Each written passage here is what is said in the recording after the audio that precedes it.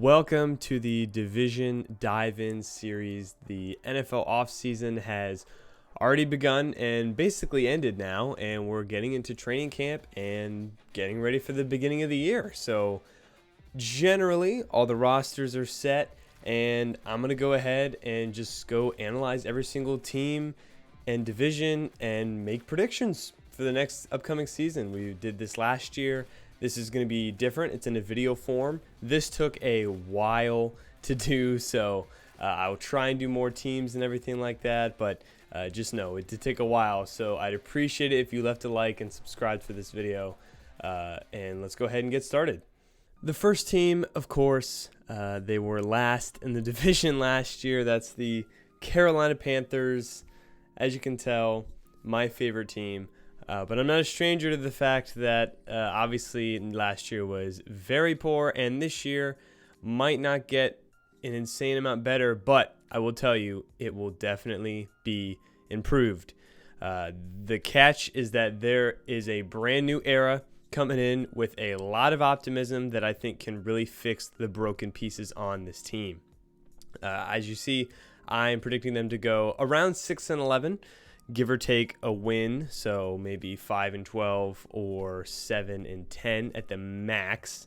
And their over/under is currently 5.5 wins. That's what they're projected as via Vegas. Last year they went 2-15. Obviously, very bad start and just year in general.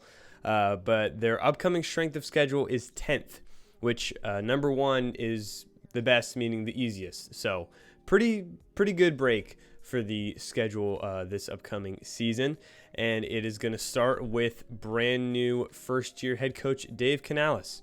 I think there should be a lot of optimism with him coming in as head coach. He's a very young offensive mind. He, in his past two stops, has helped both Geno with the Seahawks. He was the quarterback's coach when Geno Smith had his breakout, I'm back season. And then Baker, last year, when he went to the Buccaneers, he was the offensive coordinator and play caller and really helped revitalize his career as well. And those are both guys who obviously showed a lot of, just not good play throughout their career. Some ups, obviously, but, with Baker having ups with the Browns. But both of them were at rock bottom, went to Dave Canales as he was coaching them directly, and boom, helps revitalize their career. So now he's got a new project at hand in Bryce Young. Again, I still think it's a little bit of projecting because he is a risk with his limited experience. Obviously, only been like an offensive coordinator and play caller for one season in Tampa Bay, but I kind of like the risk. I think if you're the Panthers, why not? You're not like a big destination that is going to have people wanting to go to your team anyways. So why not go ahead, pay a little, and let this guy who maybe if he was with the Bucs again would have been one of the highest and hottest names if they had another great season. So I honestly really like the hire, and I'm pretty optimistic. Brad Idzik is going, or Idzik, I think is how you say it. He's going to be the OC. He's actually from North Carolina. He's from the area. He was born in Durham and went to Wake Forest University. He has been a wide receiver coach for Seattle when he was with Dave, and then was also in Tampa Bay helping them out there with their wide receivers, but has only done that since 2019. And now he's going to be into the OC role. It'll partly be Canales and Brad calling plays, but I think it'll mostly be Canales on that side. And then the defensive coordinator / defensive play caller is Ejiro Evero, who I think is actually a really good defensive coordinator.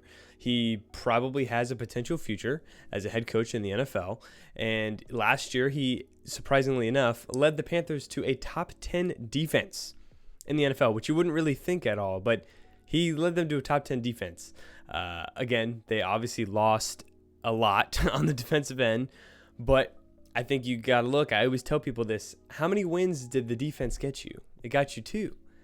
Offense, it's just what runs the NFL nowadays. Defense is obviously extremely important. It's more of a team game than ever. But the offense, I would say, just kind of runs, it's kind of the engine a little bit. And if you have a great offense but poor defense, sometimes you can kind of make up for that. But if you got a bad or if you got a good defense and just a horrendous offense, it's going to be hard to get anywhere in the NFL. But I do trust him to elevate whatever players come in, and it won't be a top 10 defense, but at least make it, middle of the pack to where it's a serviceable defense. Sorry if I move the camera around. I'm just trying to find the best place to put myself in. Sometimes you might just not see me at all, or I'll be covering up some people. But this is a list of who the Panthers added and lost. As you'll know, or you have no idea, but you're about to see, I have a lot of just different things on the screen. I can explain them, but think of them as kind of like badges that I'm putting in terms of my opinion on these players. And when it comes up, I'll explain it to them. But I want this to be kind of a little more fun to watch. So if you see a lot of stuff on the screen, that's why. But if you see, they had a lot of change. A ton of change. The most notable guys are obviously Deontay Johnson via trade.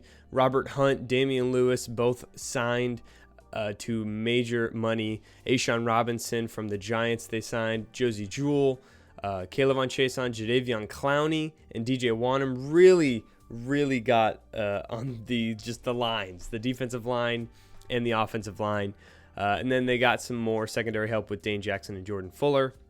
Their draft consisted of a lot of skills position players, which I didn't really expect. I thought it'd be Xavier Legette at least, or a receiver, but they went out and got Jonathan Brooks, Jatavion Sanders, who did fall in the class, but I thought was a good pick anyways. And then they also got a few defensive guys, Trevin Wallace, Chow Wade-Smith, Jaden Cremedy, and Michael Barrett. And then they did lose a few. Some of them I don't think is too big of a deal, but other ones I was obviously kind of like, hey, it was a big loss. Hayden Hurst didn't really do anything, but Bradley Bozeman was injured, didn't do a ton. Utair Gross-Matos is kind of a disappointing second-round pick, but Brian Burns, obviously, they traded him, which I think a little bit was for the best. He was wanting a lot of money, and the Giants paid him. I think it was an overpay for sure, but obviously, when you look back and you're saying, hey, a team offered two first-round picks for Burns. Why didn't you take it? That was horrendous that they didn't take that. But it's a new regime now, and they can't change, what the old one did. So getting a second-round pick, that was probably going to be an early second-round pick for Brian Burns, I think is fine, especially when you take into account this is, and not just necessarily Brian Burns exactly for a second. It's Brian Burns plus the money you're going to have to pay him, which would be an overpay for a second-round pick. So I don't think it's that bad. It's not that bad. They definitely got the better trade into that, but I think a second-round pick, at least high one, is still good. Frankie Louvu was one of my favorite players on the team. It really sucks that he left. Had to trade Dante Jackson, who was a good cornerback, but I think receiver, there's more need there. CJ Henderson, they ended up letting go, who was horrible. I'm actually glad he's gone. He was not very good for them. And then two safeties, Von Bell, who had a good season last year, and Jeremy Chin, who was also one of my favorite players. Two guys that we kind of drafted and developed and now are both gone. I think both to Washington now. So that is very unfortunate there. But again, sometimes you got to lose some of these defensive pieces to make up for the offense because it was abysmal last year. For the Carolina Panthers this upcoming season, you have one main priority, and that is Bryce Young. He absolutely needs to be the focal point of the team because, again, you can't take into account what the last team did, but they invested so much into him and the number one overall pick, and it couldn't have been worse last year, and he absolutely needs to be focused on, and I think that's why they are doing all the right things in free agency, the draft, signing coaches, all of it is surrounding Bryce Young. Now, I personally think he can have this is a relatively similar scenario to Trevor Lawrence. That's just my opinion. I don't think it's the exact same, but I think both were thrusted into horrendous situations. Coaches got fired, team was bad, had a big revamp, and then they started doing a little, much better now. I think, obviously, rookie year, completely busted, but there's nowhere to go but up, and I do think there will be some form of substantial increase in his play. Bryce was obviously objectively bad for his situation. I blame more of it on the surroundings, but even for the stuff that was around him, he was not what you would have hoped anyways. So I'm not saying that he was just absolved of all blame. Like, no, he was not amazing. Sorry, my camera was in the way, but still, like, just the stuff was not great. It really wasn't great. Bottom 3 O-line and receivers in the NFL for sure. Just back and forth on multiple play callers. This is already going to be his 3rd coach in the NFL, and he's played 1 season. He'll play 2 this year. I think I can expect at least a relatively large bump in performance from last year, but obviously not getting close to CJ Stroud or anything. I know Panthers fans are very optimistic. I think they just need to be realistic. Right now, it was a loss. It was a loss, and you're just going to have to hedge your bets and be like, hey, we're going in on our guy. Can't worry about CJ, because I do think Bryce had a higher ceiling, at least in terms of draft analysis. But now all that's kind of out the window, and you just got to look at the player as it is right now. I think maybe like the Carr or Russ range of starting quarterback for this upcoming season, I think would be a positive, and hopefully what would happen. I think a lot of it will be due to Dave Canales. I think he's going to help a ton. And I think the only thing that could stop this would be poor media pressure and the owner, which both are very present. I think we do artificially give quarterbacks less and less time to develop. And I'm hoping that's not the case with Bryce Young, because I do think he needs a little bit at least. And unfortunately, his rookie year was kind of just like a big halt in him being able to do anything. So that was very unfortunate. But the stuff around him, the O-line, one of the biggest and most important changes from last year, spent money on a ton of money on 2 guards. Robert Hunt, 5-year, $100 million, and Damian Lewis, 4 years, $53 million. Are they both overpays? Yes, they are, but they are necessary overpays. Hunt for the Dolphins was a 2020 second-round pick and is probably, I would say, a top 10 guard right now. He was top 10 in both run and pass grade, and he did have a hamstring injury that kept him out around 6 games last year, but it seems like that's not some kind of lingering thing. So I think this is a very good, taking away the money, it's a very just good replacement, huge replacement there. Damian Lewis, former Seahawks 3rd-round pick, he had kind of 2 years of being graded slightly almost in the top 10 of guards. Last year was not one of those years, so maybe he can, step it up on a new team. But he's proven to be a good starting quality caliber guard. So again, I think it's more of an overpay than Robert Hunt, because I think Robert Hunt is younger and has more consistent years of being very good, where Lewis is kind of up and down. But still, again, a major improvement to what they had last year. They're both 27, both a lot of money, but it'll be worth it, I think, because it's just going to definitely help their main problem. Center/guard, but he's going to play center right now. Austin Corbett, he came back from an injury last year, really only played 4 games, but is a good interior offensive lineman, and he had been that for the past 3 years prior to his injury. And now he has a full year to heal, so I think we expect good things from him. The tackles, Taylor Moton, he gets, you'll see some of these stuff, it's solid stone, meaning he's just been really consistent, really good. He's a bit older now, almost 30, but he's been very good for 7 years, just really rock solid at the position there, been there for the tail end of when Carolina was actually very good. And I think the biggest X factor, especially on this offensive line, is Ike Mekwonu. He, is going into year 3, and with, now there is more O-line help. I think this would be, if not when, I would say right now would be the time to finally break out. He definitely needs to do that, though. This is the time to do it if it's going to happen, because I do think this is his last chance to really show, hey, I'm good enough. I can do this, He wasn't bad last year, but he's still really, I didn't improve as much as I had hoped. He's a bit undersized at 6'4" for a tackle, but his draft profile was kind of like a more raw and explosive, like mauler, lacking like a ton of technique. So I think after 2 years, hopefully that could kind of come out right now. I do say if he pans out, I think this could be the biggest O-line difference from 2023 of any team. Even if he doesn't pan out, I think it still already will be, because he's not a bad tackle, just not really what they had hoped.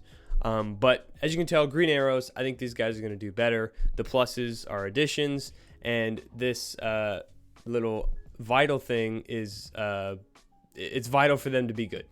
Basically, that's what that means. The heartbeat monitor is, it is going to be a vital season coming up for them, as in they need to start improving, start getting it together, or continue to improve, or continue to play well. In these guys' cases, it's going to be they're going to have to play well, because a lot is riding on these two. Way more, obviously, Bryce Young than Ike Mekwonu, but I do think it's still vital in terms of get him the most protection possible. And I think then they will be able to succeed. Next is all of the weapons. A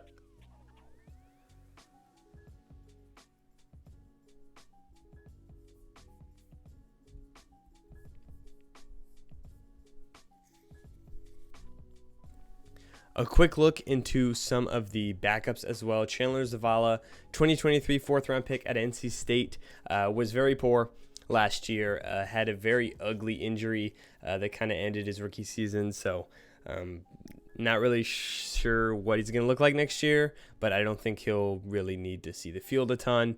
Brady Christensen, I think, is actually a pretty, good backup. Like, he's a clear backup. I think there were times where maybe he was, is he a starter long term? No, that's definitely not the case now. But I think he's better than some other guys who got playing time last year. And it's, most of it was from 2 years ago. Last year, he only really played one game. And then Josh Neiman, who they also signed, is, I think, not a bad spot starter or kind of like a formational guy, because they really also needed help in terms of just tackle depth, because they didn't really have a lot. He's more of a pass blocker than a run blocker, which I do think is good. So I think he might also see some time, especially if there's injury stuff as well. And now we can officially get into the weapons for this team. There's a lot going on. There is. Let's start with the running backs. This is a group, just the weapons in general, was a group that got a lot of, just improvements in general. Chuba Hubbard was a guy that was there obviously last year. He's probably going to start the year as the starter. And he was pretty underrated last year, I would say. He had, ups and downs, but finished with Chuba Hubbard.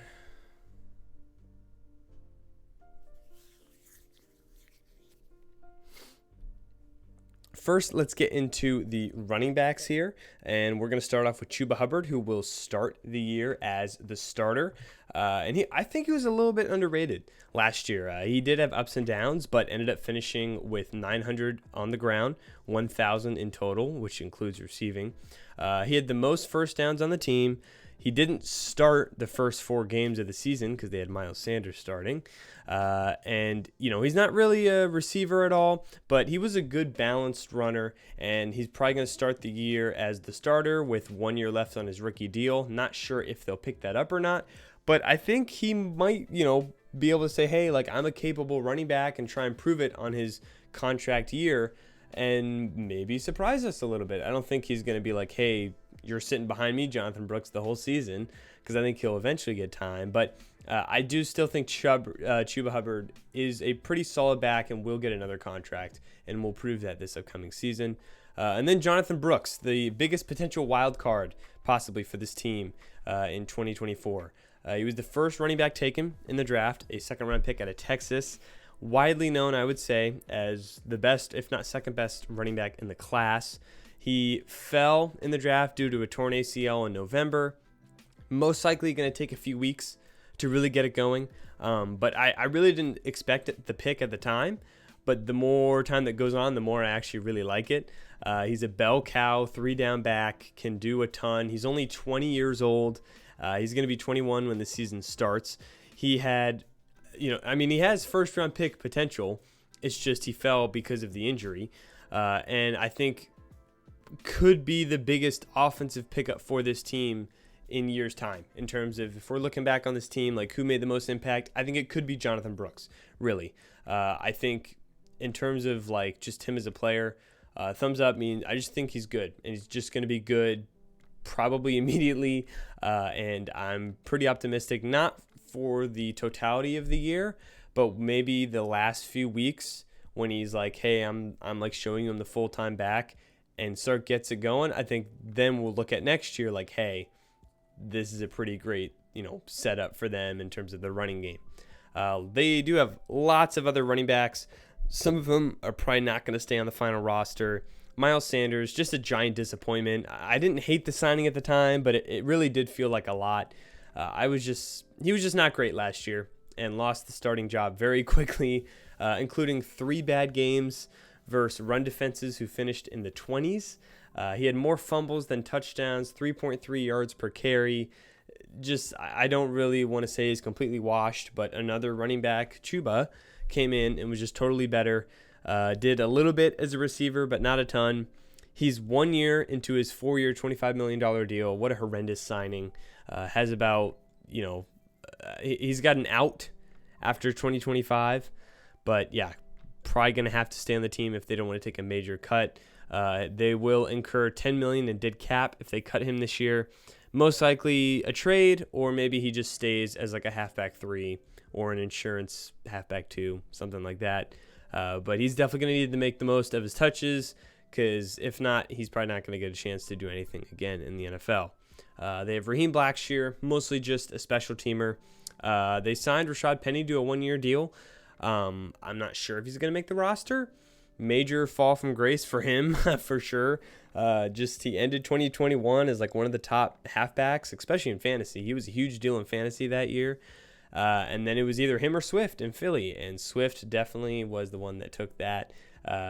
Penny just never stayed healthy or got playing time. And I guess, why not take a swing at a halfback who had 700 yards and 6.3 yards per carry 3 years ago. So it was a while, but, why not? Who cares? Then we're going to go to the receivers. They traded for Deontay Johnson, gave up Dante Jackson. Both, I would say, relatively similar in terms of ranking at their position, but I would kind of move Deontay up above Jackson a little bit more. I do think he's a wide receiver 1. He's obviously a low-tier wide receiver 1, but I do think he's a wide receiver 1 in terms of being a top 32 wide receiver in the NFL. He had his most efficient year last year.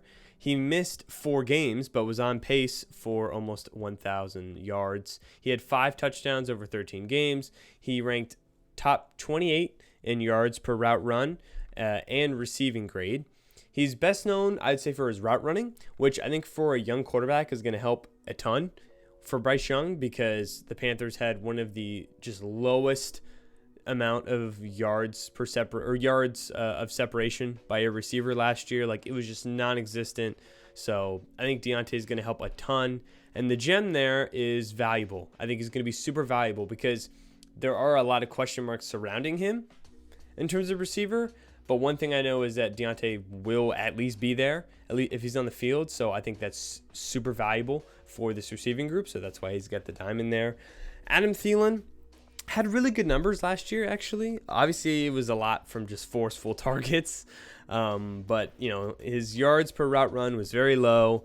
A very quiet but reliable 1,000 yards last year. But he's going to be 34.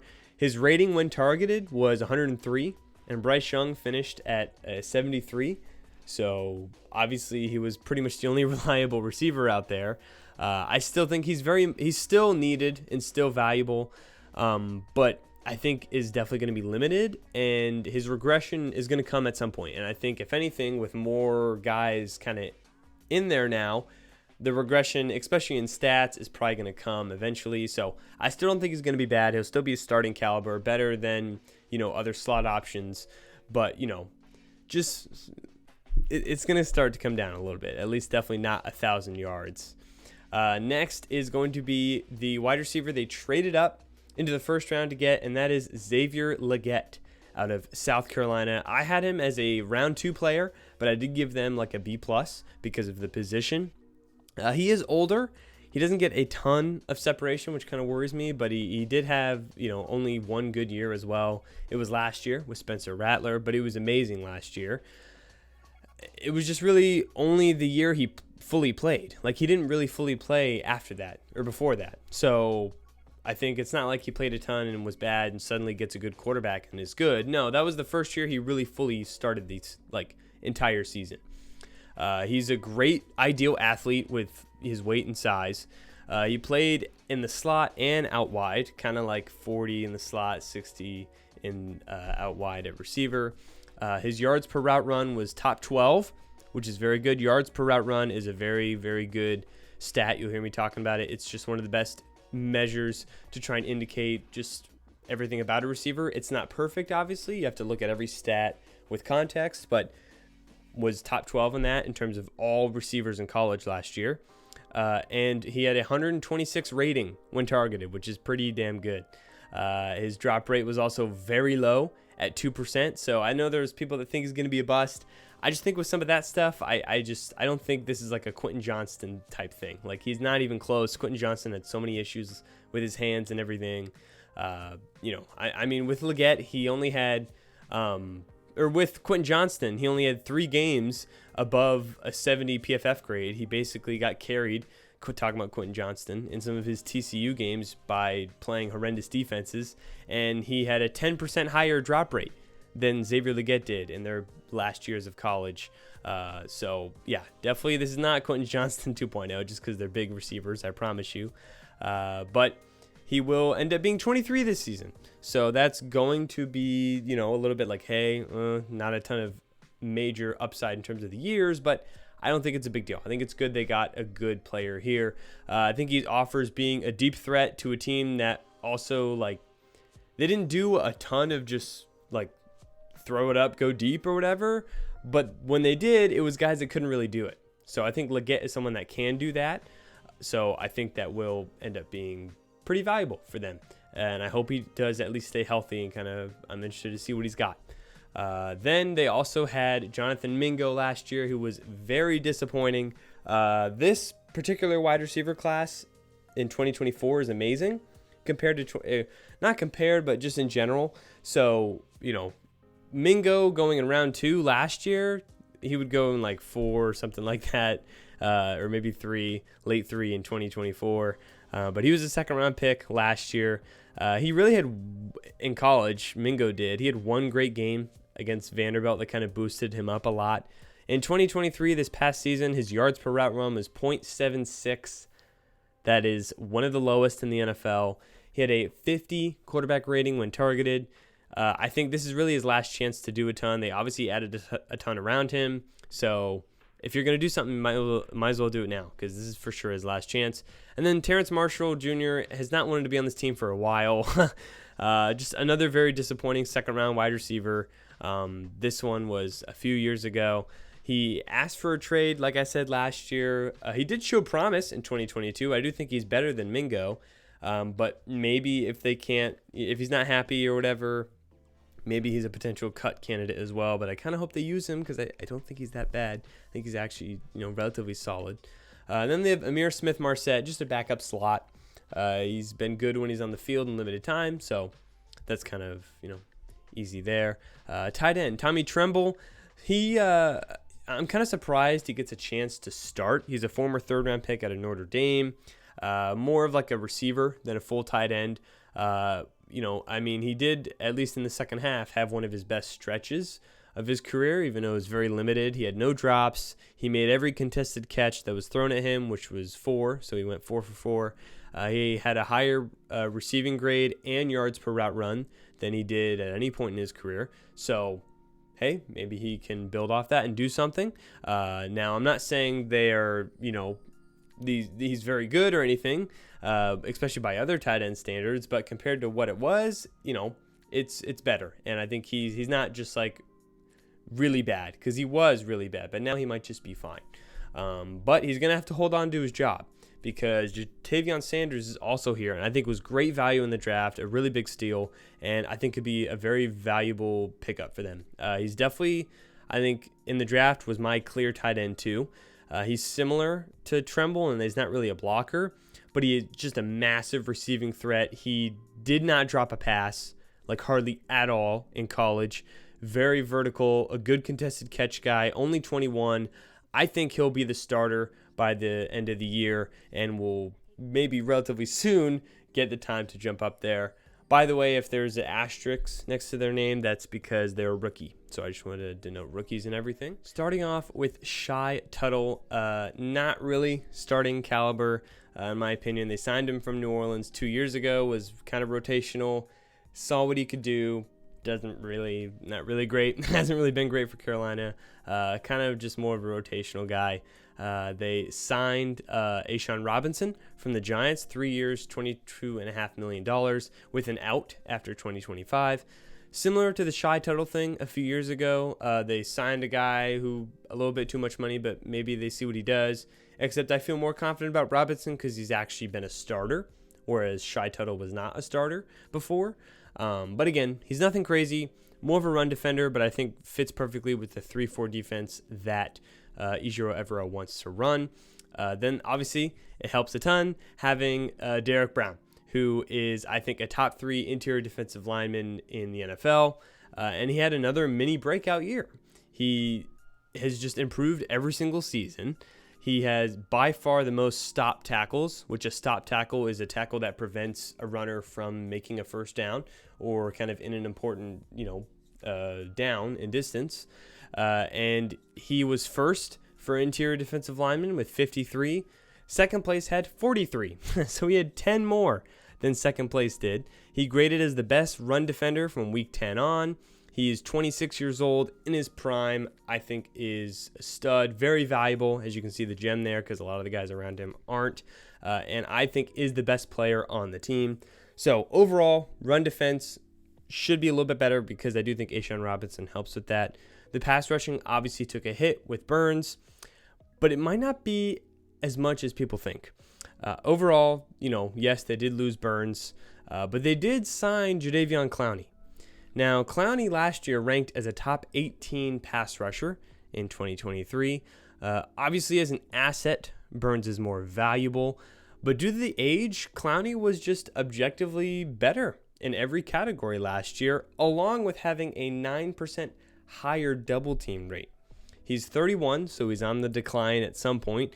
But I do think it's always good to have some type of pass rushing producer, even if you're like, hey, I'm not going to win the Super Bowl. It still helps your offense, obviously, a ton. And obviously, this team's not trying to win the Super Bowl or do anything like that. And Clowney's older and more fit for a win-now team. But he got some money. He's going to probably produce, and it helps out the offense and the team in general, which I think never hurts. There's no point in tanking for the Panthers, obviously. So why not go ahead and try and get at least some good players? DJ Wanham will start on the other side. He's more of a run defender, kind of a low-tier starter, basically a replacement for Yetur Gross-Matos. They're about equal. He's probably going to trade or rotate with K'Lavon Chaisson, who's a former Jaguars first-round pick from LSU. Didn't really work out, hasn't been great, but he'll rotate in to try and rush the passer. DJ Johnson he's like a backup. He was a third-round pick last year from Oregon. I wasn't a big fan of the pick at the time. Didn't do a ton either. He's very raw, can kind of move around. Not really a pure pass rusher, not a pure run defender, just does a lot of different stuff, but he's not as athletic as, the linebackers to be a linebacker. So I'm not sure what we'll do with him, but I'm not crazy optimistic. The linebackers for 2024, I think will actually be better due to players coming back from injury and adding more signings. Shaq Thompson is going to be back, and he's got the stone because obviously he has just been very good for a long time. They had a season-ending leg injury in week 2 last year. He's entering year 9. He's 30 years old, so could I put the down arrow here? Yes, I could. I just don't want to jump to conclusions or anything because I think being at the linebacker position, he could still be good because you do see older linebackers that perform similar to what he does.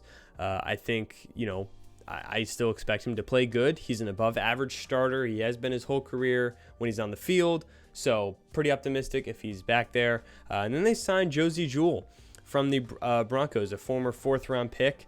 And you can basically ask him to do anything, and he produces. Not to an elite amount, but just plays well. Covers, run, defends, can pass rush, good tackler. Just an overall really solid linebacker that I'm surprised they let go, because I actually think he's pretty good and will help a good amount. I think the team will just really like having him there. I think it's one of the more underrated players and signings of the year, in my opinion. I meant to put the underrated badge next to him. You'll see it later on, but just imagine the underrated badge, like just right next to Josie Jewell, because I do think he's actually pretty good. They also drafted 2 linebackers, which I do think was a good strategy. They got Trevin Wallace, who's kind of a raw, he's out of Kentucky, 3rd-round pick, like a raw athlete type. It was a bit high. But then later they got Michael Barrett, who's kind of older, more ready now to be like a good filler gap kind of guy out of Michigan. So I kind of like that there. Then we're going to go ahead and move to the secondary, which obviously, I think changed a lot. You see a lot of pluses. But there's one name that I think really is just, for me, the biggest frustration and the biggest potential. And that's J.C. Horn. Now, I meant to have the little, I don't know why it's not there, the medical sign next to J.C. Horn, because he has just been injured his whole career. The secondary took a hit, lost a lot of people, Dante Jackson, C.J. Henderson, which was good, but Von Bell, Jeremy Chin, so many. But J.C. Horn is the one that could probably save it all, because I think he's a top 10 cornerback, maybe higher when he's healthy, objectively. He's so good when he's on. It's just now we're in year 4. He's never played a full season. He's only played 6 games last year. He did take a jump up last year in limited time, but he graded as a top 10 quarterback or top 10 cornerback in those games. And he's such a good lockdown man corner who can tackle and run defend on the far outside. He's only 23 years old still, but he's never played a full healthy year. And he's just been so disappointing when he gets injured all the time. And like I said, with this his 4th year, this is a very vital year for him. Because if he gets hurt again, it's really going to be hard to pay him what he wants, and he might be stuck on franchise tag or may not even be paid the money he deserves at all. So I think for him and for the team, it's very vital that he needs to stay healthy. They also, in terms of people they brought in Dane Jackson from the Bills, 2 years, $8 million. Definitely a CB2, I would say. He's kind of suspect versus the run, but he was graded top 40 in coverage for a corner last year, so pretty solid. He emerged a little bit from the injuries in Buffalo. Now he's got more of a role here in Carolina, so we'll see what he can do with that. They also have DiCaprio Bootle, who is a 2021 undrafted free agent from Nebraska. He started 3 games and had 2 pass breakups and allowed an 80 quarterback rating. So kind of, honestly, it wasn't bad. Maybe we'll see what he has as he gets more playing time. But again, more so just a backup. They also signed Troy Hill to play nickel. He was very up and down in 2023, very up and down. More downs, though, than ups. He's going to be 33 years old. So I do think rookie Chow Wade Smith, who's a 5th-round pick out of Washington State, is probably going to play some nickel at some point. He's 5'11", 176. He did not really play slot in college, so he's going to have to learn it. But if you're having Troy Hill starting at nickel, I'm just not super comfortable or great with that. So don't love the starter there.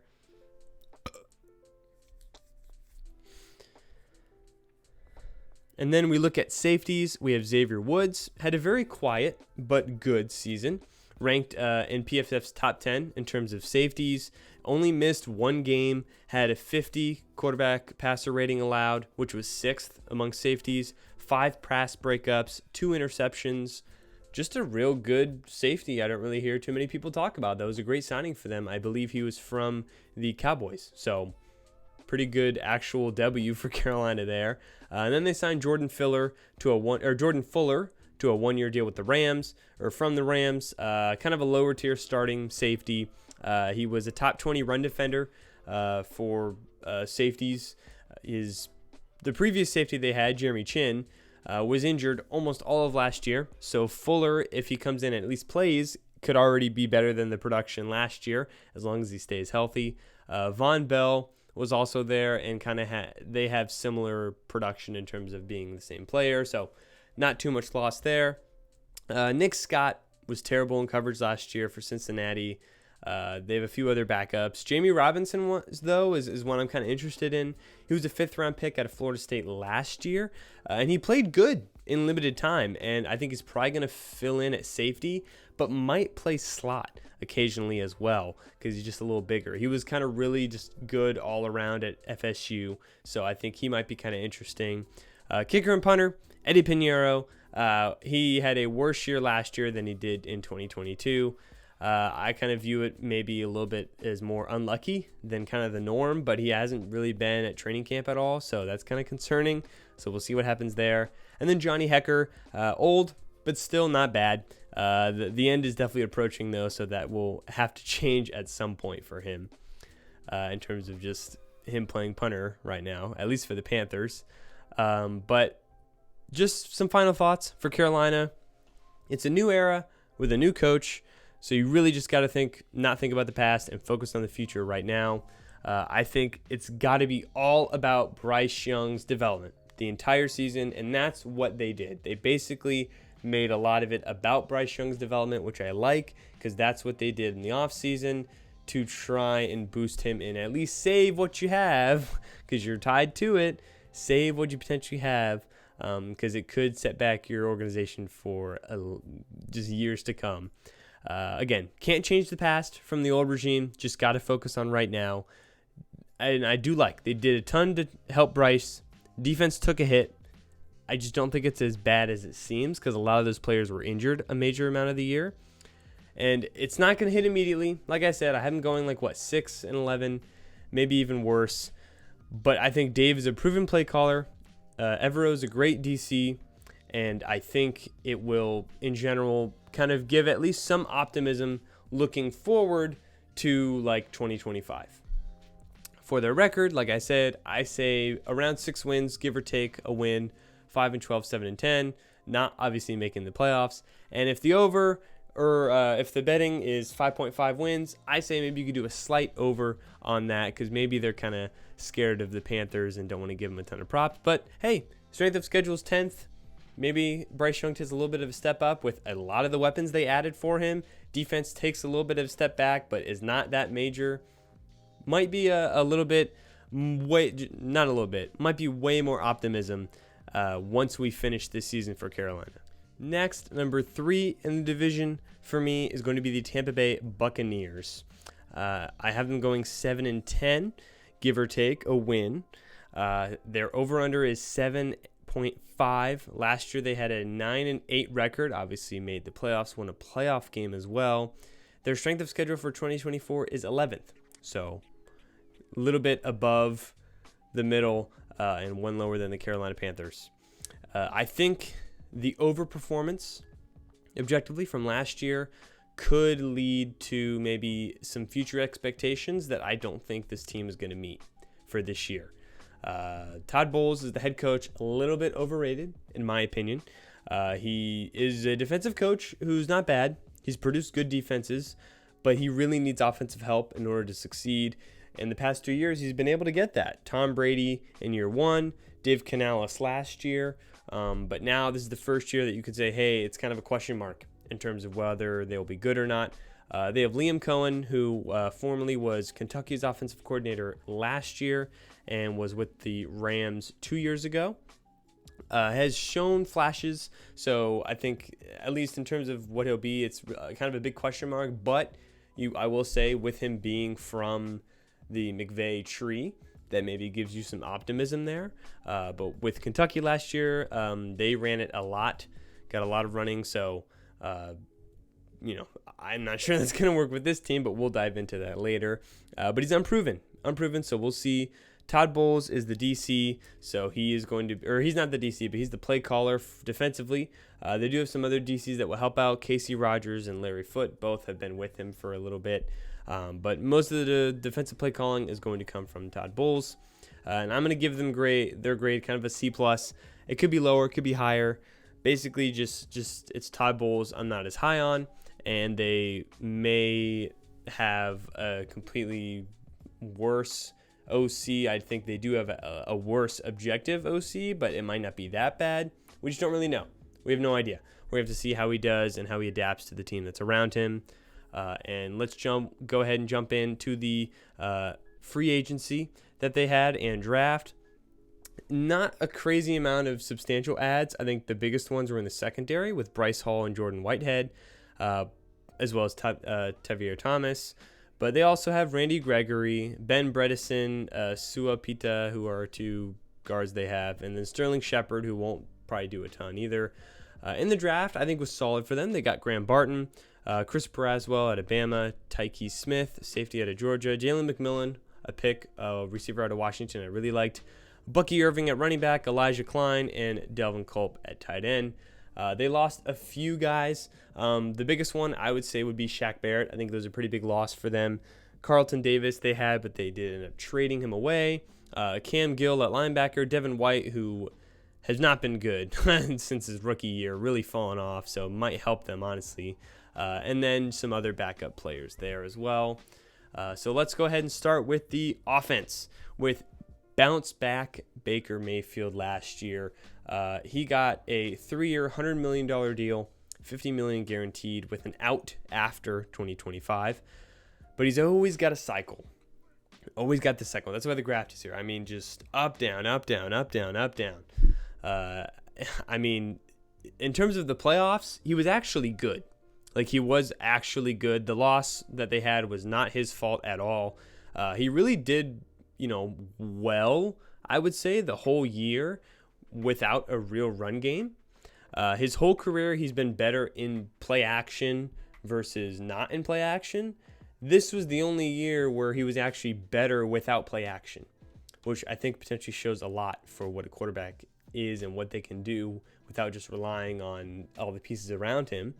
I do think the health around him is still important, and there maybe could be a downgrade in play caller that affects him. But in terms of just the season, I think it was viewed a little bit higher than it actually was because of the playoffs, which he was good. But he wasn't like that during the whole regular season. Like, he was kind of around, okay, yeah, this is fine. Like, we're doing this. Obviously had spike weeks, like the Packers game, but had other weeks where it was kind of just you didn't hear anything about him. But I think the general perception of him is higher than what he actually is because of the playoffs, which is why I kind of, I'm just conflicted if he's going to go up or down, because he literally has never had back-to-back, good seasons. Like, he's had, 2 or 3, really good years. The year following that, he went back to, he's no value, blah, blah, blah. So, I don't think he'll do that, but probably not going to live up to what people think of him right now. They also have Kyle Trask as a backup, who's really interesting to me. He's one of the few backups that I'd kind of actually like to see play, to be honest. He was behind Brady last year, is a former, or not last year, but was behind the final year of Tom Brady. A former second-round pick from Florida, so they used a relatively high pick on him. He's only had 10 pass attempts in his career. If Baker goes down, I'd kind of like to see him start a game or two and see what he's got, because I think he might kind of be interesting. Not saying he's going to be good, but I think there's at least, you want to take a shot and see, because he had some kind of talent there to where the team uses a second-round pick on him. So I'd kind of be interested to see that. In terms of the O-line, just similar to the graph. Got some real high highs and some low lows. Tristan Wirfs is the franchise left tackle, total stud. He's played every game last season. He was the second highest in terms of his pass block grade according to PFF. He's only 25 years old. He has not ever had a bad season. His rookie year was obviously great, and he's going to get paid a bag this season, or I expect him to. So good on him, very deserved. And then they also have Luke Giddicky, who has really improved from struggling kind of bad his rookie year with Tom Brady, and he's been actually playing a lot better. He's good in run and pass. He played every game last year, and I honestly expect him to take a little bit of a jump up to being like, hey, this is a good starting tackle, and this could be one of the more underrated tackle duos in the NFL. They just really need to stay healthy, and because there is not much depth behind them, but it could be a pretty solid tackle duo. But the guards might be one of the worst guard groups in the NFL. They signed Ben Bredesen, also Sua Pita, who's from the Eagles, Bredesen from the Giants.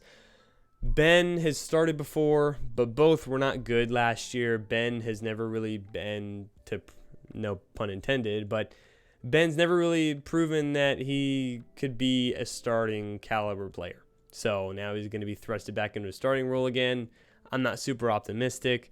And then they have Cody Mauch, who is a second-round pick out of North Dakota State. And last year he was very bad, graded as one of the worst pass blockers for guards. But he kind of was seen as more of a mauling run blocker anyways as a prospect, but he just wasn't even great as a run blocker. So that was kind of concerning.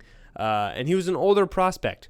So even if he was just recently drafted, I think this needs to be his prove-it year, and it's going to be very vital because if he does bad, then their guards are probably the worst in the NFL. But maybe with him potentially improving, it really helps save the interior of the offensive line a lot. And I am saying last chance because he's like 25.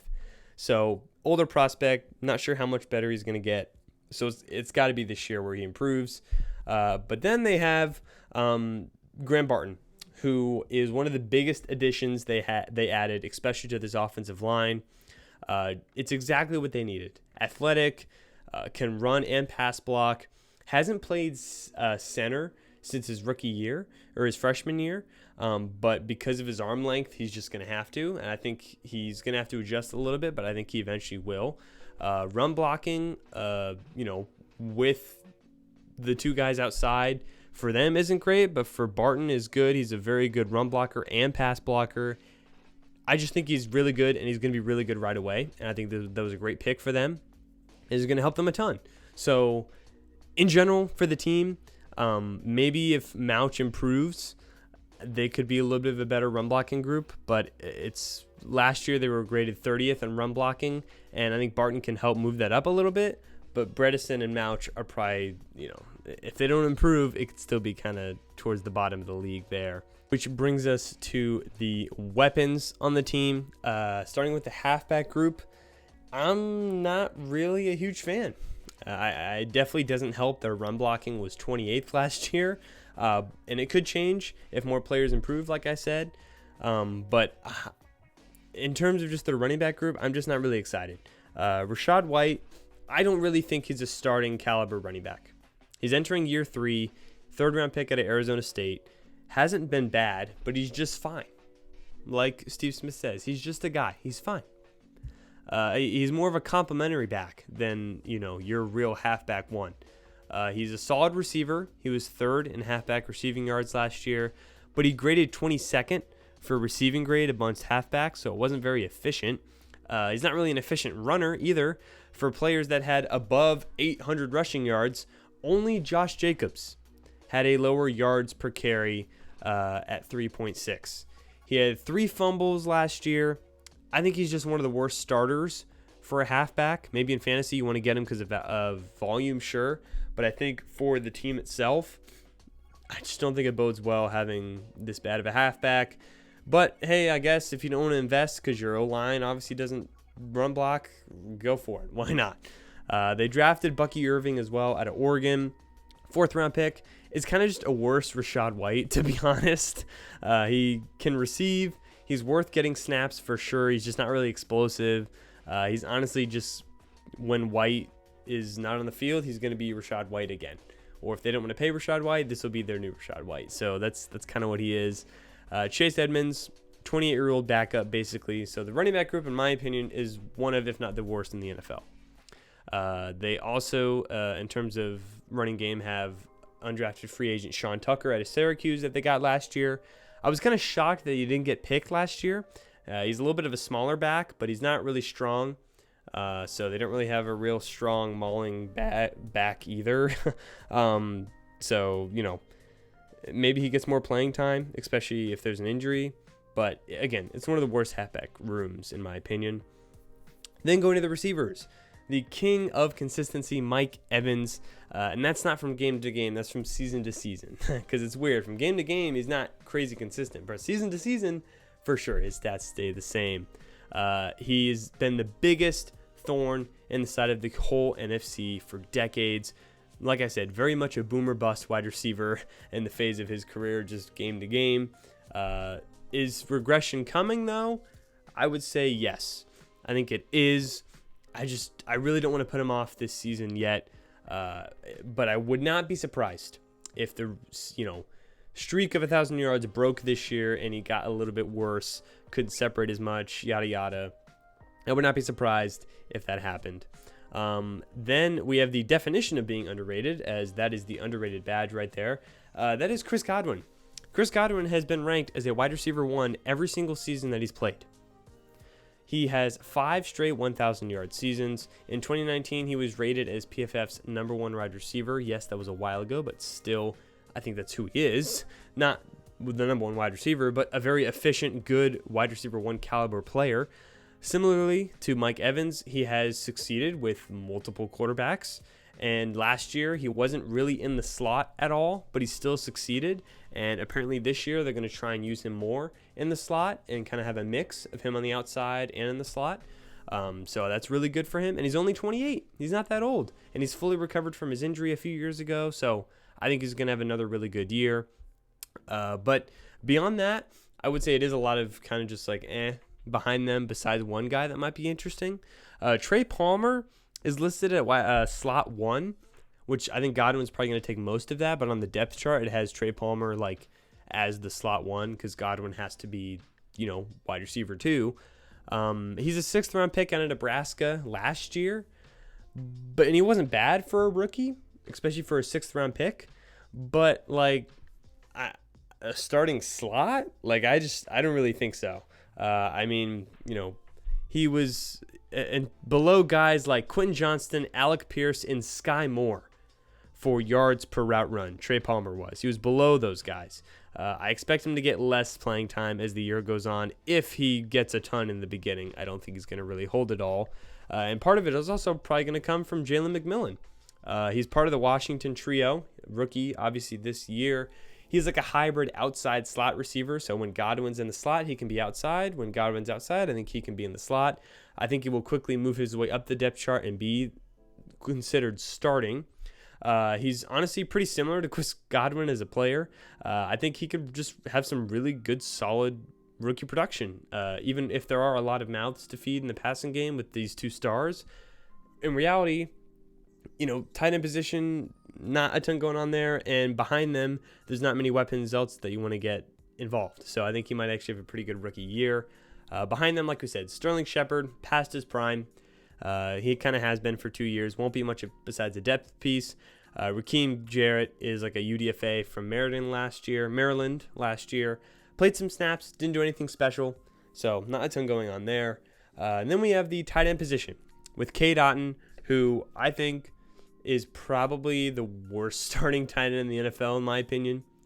He was 32nd in yards per reception, 42nd in yards per route run, graded as a very poor blocker, not explosive at all, doesn't have like a problem with his hands, but they're not really like reliable.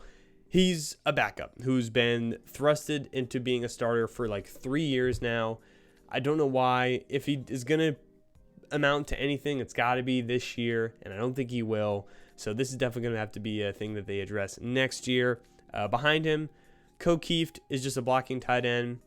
But I honestly think there's more upside for Payne Durham, the 3rd string there. He's a 5th round pick out of Purdue last year. He's a better receiver as a prospect coming out than Cade Otton was, and he played all around last year in limited time. I think he could easily get more run and be better than Cade Otton could just as a tight end in general. So not a ton going on at that position. Then obviously with the whole offense as a whole, going back to the OC, Liam Cohen at Kentucky, he relied on running a lot. They had Ray Davis, who oddly enough they passed on, and he went 2 picks later to Buffalo after they took Bucky Irving, which I was very confused about because Irving's very similar to Rachaad White, and I feel like they could have just gotten the guy that he had there, and Ray Davis, who's more of a pound it back anyways. So we're going to really have to see if Cohen can adapt to what the offense has, because you just can't run the ball all the time here. It's got to be much different, and it's going to be really hard to rely on play action because no one's really going to be scared or fooled of Rachaad White or anyone else running up the middle with the poor offensive line and just them not being super explosive. So I think that's the biggest question mark, is with the new OC, how is it going to change, and can Baker replicate the year that he had with maybe some alignment issues going on?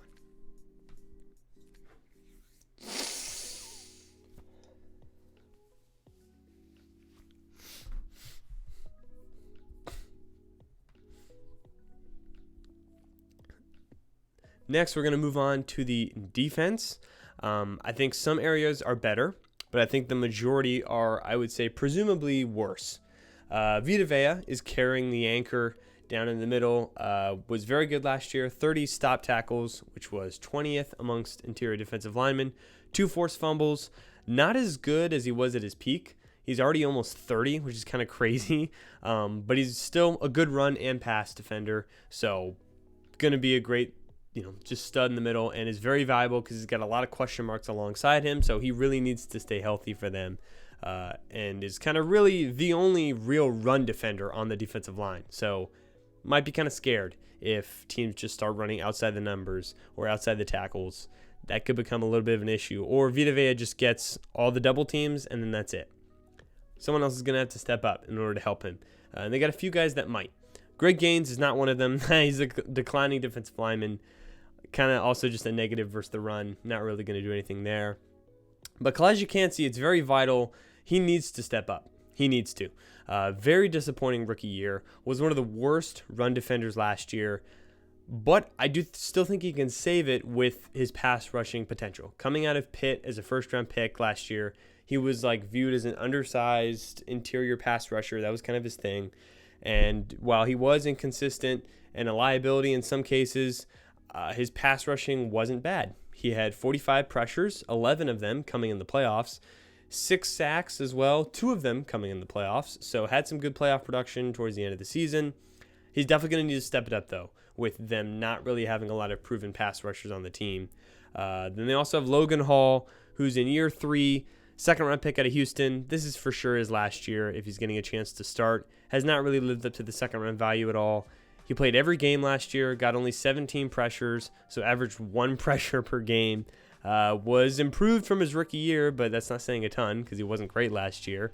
And similarly, really needs to, just improve, except his is in pass rushing because didn't have a ton there, and he's not really like a run defender. He's kind of like a 0 in run defense. So very bad over there. Going to have to improve if he wants to even have another chance to sniff a starting role. Or just help the team in general, like a ton.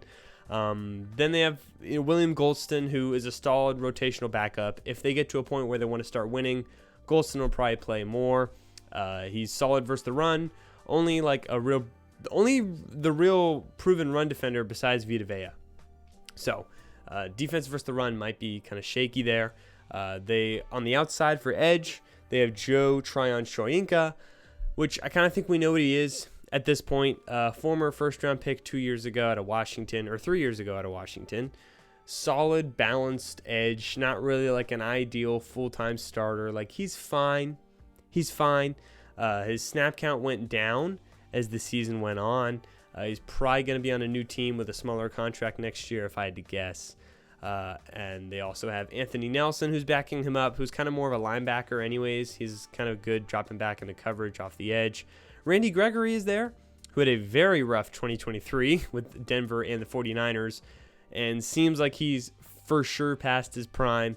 And I think, can he really do anything since they're derived from pass rushing?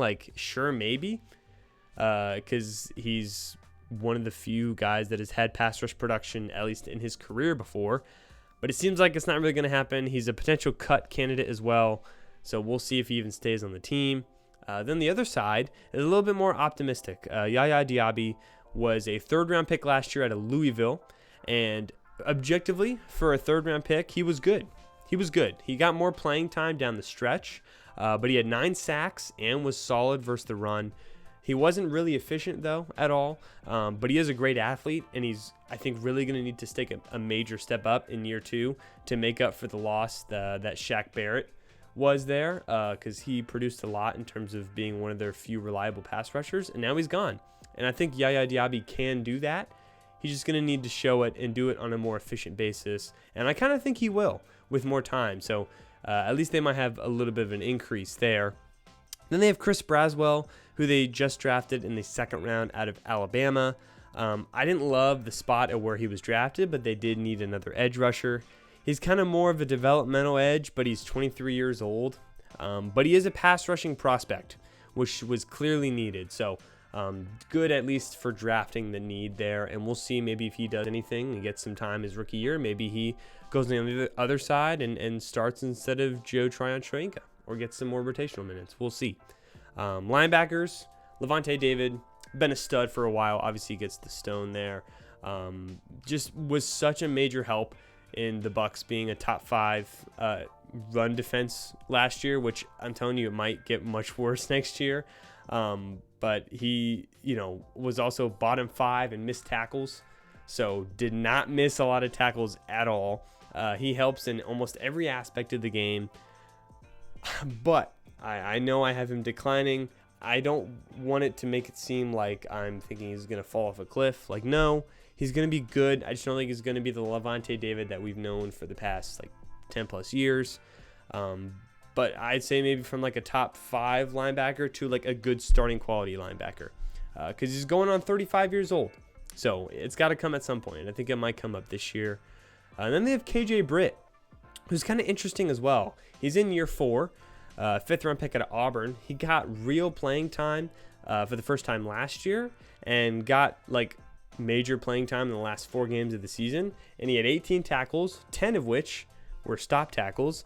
He averaged a PFF grade of 69, which is fine, but it would be kind of around Isaiah Simmons and Matt Milano last year, so maybe that makes you think about it a little bit better.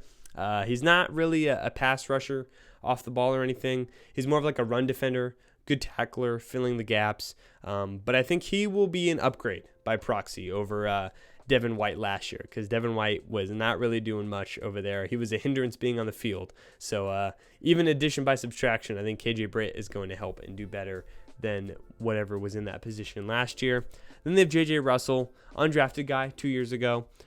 Started 1 game versus Carolina. Was actually good, but it was Carolina. So we'll see if he does anything there as well. Then finally is the secondary. Last year, it wasn't great. They had the 3rd most allowed first downs through the air, bottom 10 in all defensive passing stats, but they created turnovers, 13 interceptions, and they were great for helping the run in terms of just secondaries that help when the running back gets past the front 7, trying to stop him immediately. They did a pretty good job. In terms of going in depth in their players, Jamel Dean, he relatively gets the stone because he's actually been pretty good when he's played, but I'm a little optimistic, or I'm a little pessimistic, or just skeptical. I'm a little skeptical. I'm trying to figure out how I feel. I'm a little skeptical because now he's the new full CB1, which he has not really been before. He's got all the load now, and he, because they traded Carlton Davis to the Lions. Since being drafted by the Giants in the 3rd round, he hasn't been graded below a top 20 cornerback since last year. He's a great run defender, one of the lowest missed tackle rates by a corner in the entire NFL, so very sound tackler. But last year was his worst year in coverage by far. He had 116 passer rating allowed, 5 touchdowns allowed, didn't get a single pick. Did have 7 pass breakups, but allowed, like I said, high passer rating and touchdowns. He's a conservative coverage corner who's good at tackling in space, but not really, obviously, rushing the passer or anything like that from the outside. But he's going to need to step up for sure as a coverage corner, because it could get really ugly if he doesn't on the outside. And that's going to the next guy, which is Zion McCollum, who could be this could be a very big hole if he does not improve at all. He's a 2022 fifth-round pick out of Sam Houston State. Just really poor in coverage last year. Did show some promise with 8 pass breakups. He had a 91 passer rating allowed, which is, but it's not bad. But he allowed every single target that went to him in the playoffs. Every single one. If they targeted him, the guy caught it. He had 0 turnovers the whole year. Is a solid tackler and run defender. He has great measurables and athletic testing coming out of Sam Houston State, but it hasn't really produced to production on the field. This has got to be the year. This is it. If he doesn't do it this year, he's not going to look to being a starter anytime soon. And then Bryce Hall, I think, is going to be lurking behind him if he doesn't produce. He was good for the Jets, but the past 2 years, has kind of barely played. He only played 1 game last year, but was good in that 1 game. And even before that, he had proven to be actually a pretty good corner. He had an interception in that 1 game. Literally 1 game, got 1 pick, which is more than Zion and Dean in terms of their entire season. I think if he stays healthy, he could get a lot of playing time and make this cornerback group look much better. But it's just a big if, and I don't want to push it out there. Again, got the underrated badge there because injuries. And he's been injured the whole time the past 2 years. So, got to stay healthy. But if he does, it could help the team a ton. And then Christian Eisen, he's a great undrafted find last year out of Rutgers in 2023. Ran a 4.34, but was listed at 5'8". He was also listed at 5'10" other places, but I'm not 100% sure like what size he is. I think he's around 5'8". He could be a mix between like slot and safety, maybe with Jordan Whitehead back there. Again, apparently they really like their corners as great run defenders and tacklers. He had his ups and downs in coverage last year, but he showed an ability to have effective coverage games without getting an interception. Allowed a high completion percentage, but a very short yards per reception. So was kind of letting the receiver like, hey, I'm not going to try and jump and get a pick, but I'll play right here. He'll get it, and boom, I'll tackle him, and he won't get any yards. So it's not bad for a corner, but might end up doing something there. Then we have Jordan Whitehead, who at safety, is pretty good. I think a lot of us are reminded of him from his crazy game where he had 3 interceptions the first game of the season versus Josh Allen. He signed a 2-year, $9 million deal. He's the only real new starter on defense, to be honest, besides maybe if Hall plays a good amount. But he was very up and down. The 3 picks obviously boosts his stats up a ton, but he's a fine starter. I think he's an upgrade over Ryan Neal, which is what they had last year at safety. Tyke Smith is a rookie out of Georgia, 3rd round, probably going to play right away. I think he will be fine, nothing crazy, but he's kind of like a hybrid safety. He'll be able to rotate in when, maybe one of the 2 other safeties are in a different position, like in the slot or in the box. Because that's what this next guy does, and that is what I think is the best player on the team. Antoine Winfield Jr. just got paid. He had a career year. He was the best safety in the NFL last year. He's 26 years old, in his prime, played every single game, can literally do anything. He led safeties in sacks, had 6 forced fumbles, 3 interceptions, 8 pass breakups, was bottom 10 in missed tackle rate, while being top 10 in total tackles by safeties. Got a 4-year, $84 million deal, and it is totally worth it. He's an absolute stud. Great find for them. Made a name for himself, obviously, in that Tampa Bay Super Bowl that they won with Tom Brady, and I think he will end up being very, very good for them for years to come, at least as long as he can play. Because I think with him being the way he's built, I think he can play like in so many different positions, so you could use him a ton. But again, I think he's the best player on the team. Great player there. Really helps just totally boost up this secondary here. But again, you got to have good corners still too. You got to have good guys that can win one-on-one on the outside. Kickers, Chase McLaughlin didn't miss a PAT last year, was 33 from 36 from field goal range, 8 for 10 from 50 plus out, graded as the number 1 kicker according to PFF, and he did miss, though, a 50-yarder in the playoffs that, it was hard, but still could have helped them win a game. So kind of takes them down a little bit there with a playoff miss, but they had a great regular season. Jake Camarda at punter, solid. In year 3, average net is, kind of right in the middle in terms of his net punt. He does have a very low hang time, but a high yards per attempt. So he really just kind of gets it down the field, doesn't really want to waste any time. But yeah, I think if we look again, kind of a whole for the Bucs, was 2023 fool's gold? Was it something that they won't be able to achieve with this current regime? Maybe. I'm kind of thinking yes at the moment. Can Baker elevate and replicate without Dave Canales? I think that is a very big question to ask. And I think it's possible with maybe the new OC that's coming over, but I think with him being so up and down, I have reason to maybe be suspicious.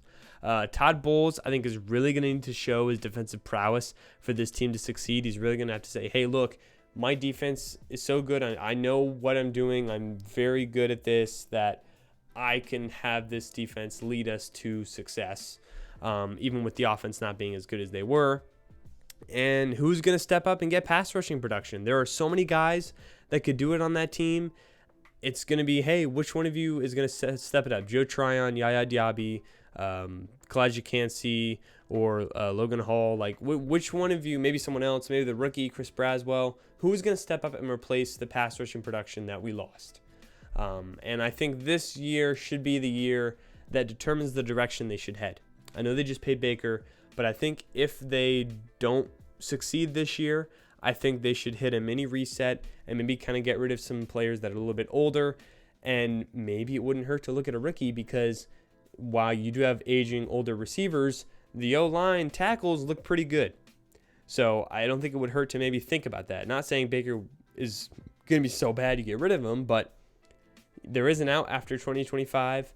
Maybe next year you draft someone that's kind of interesting, have him sit behind Baker, and then play him in. Who knows? But the record, I say around 7 wins, give or take a win. So you can add or subtract a win there. I do think they missed the playoffs for sure. And if they're over and under is 7 wins, I would take the slight under, but you could also just not bet it if you'd like. I would get that. But that's my predictions and thinkings for the Tampa Bay Buccaneers this upcoming season. Next up is the New Orleans Saints. I have them at number 2 in the division. I've been going 8-9 this upcoming season, adding maybe a win at 9-8, but you could also subtract 2 wins. I think that's in the plausible range there, which would obviously give you 6. So a relatively wide range of expectations. Their over-under is 7.5 wins, same as the Bucs. Last year they went 9-8, and their strength of schedule this upcoming year is 5th, which last year it was actually 1st. So they actually go down a little bit, but still 5th. Obviously great for them. But my kind of thing for them is I think they're just going to be continuing on the mid train. That's kind of just what I think they're going to do. Dennis Allen, I just think he's more fit for a defensive coordinator role at this point. I'm not really sure he's a head coach. 16-18 over 2 years, 0 playoff appearances. Defenses are not bad. They're top 10. It's just they really didn't play many good quarterbacks the entire season. The only game they won versus, I would say, an average to above average quarterback was Tampa Bay and Baker. He did have one of the easiest schedules last year. The team did.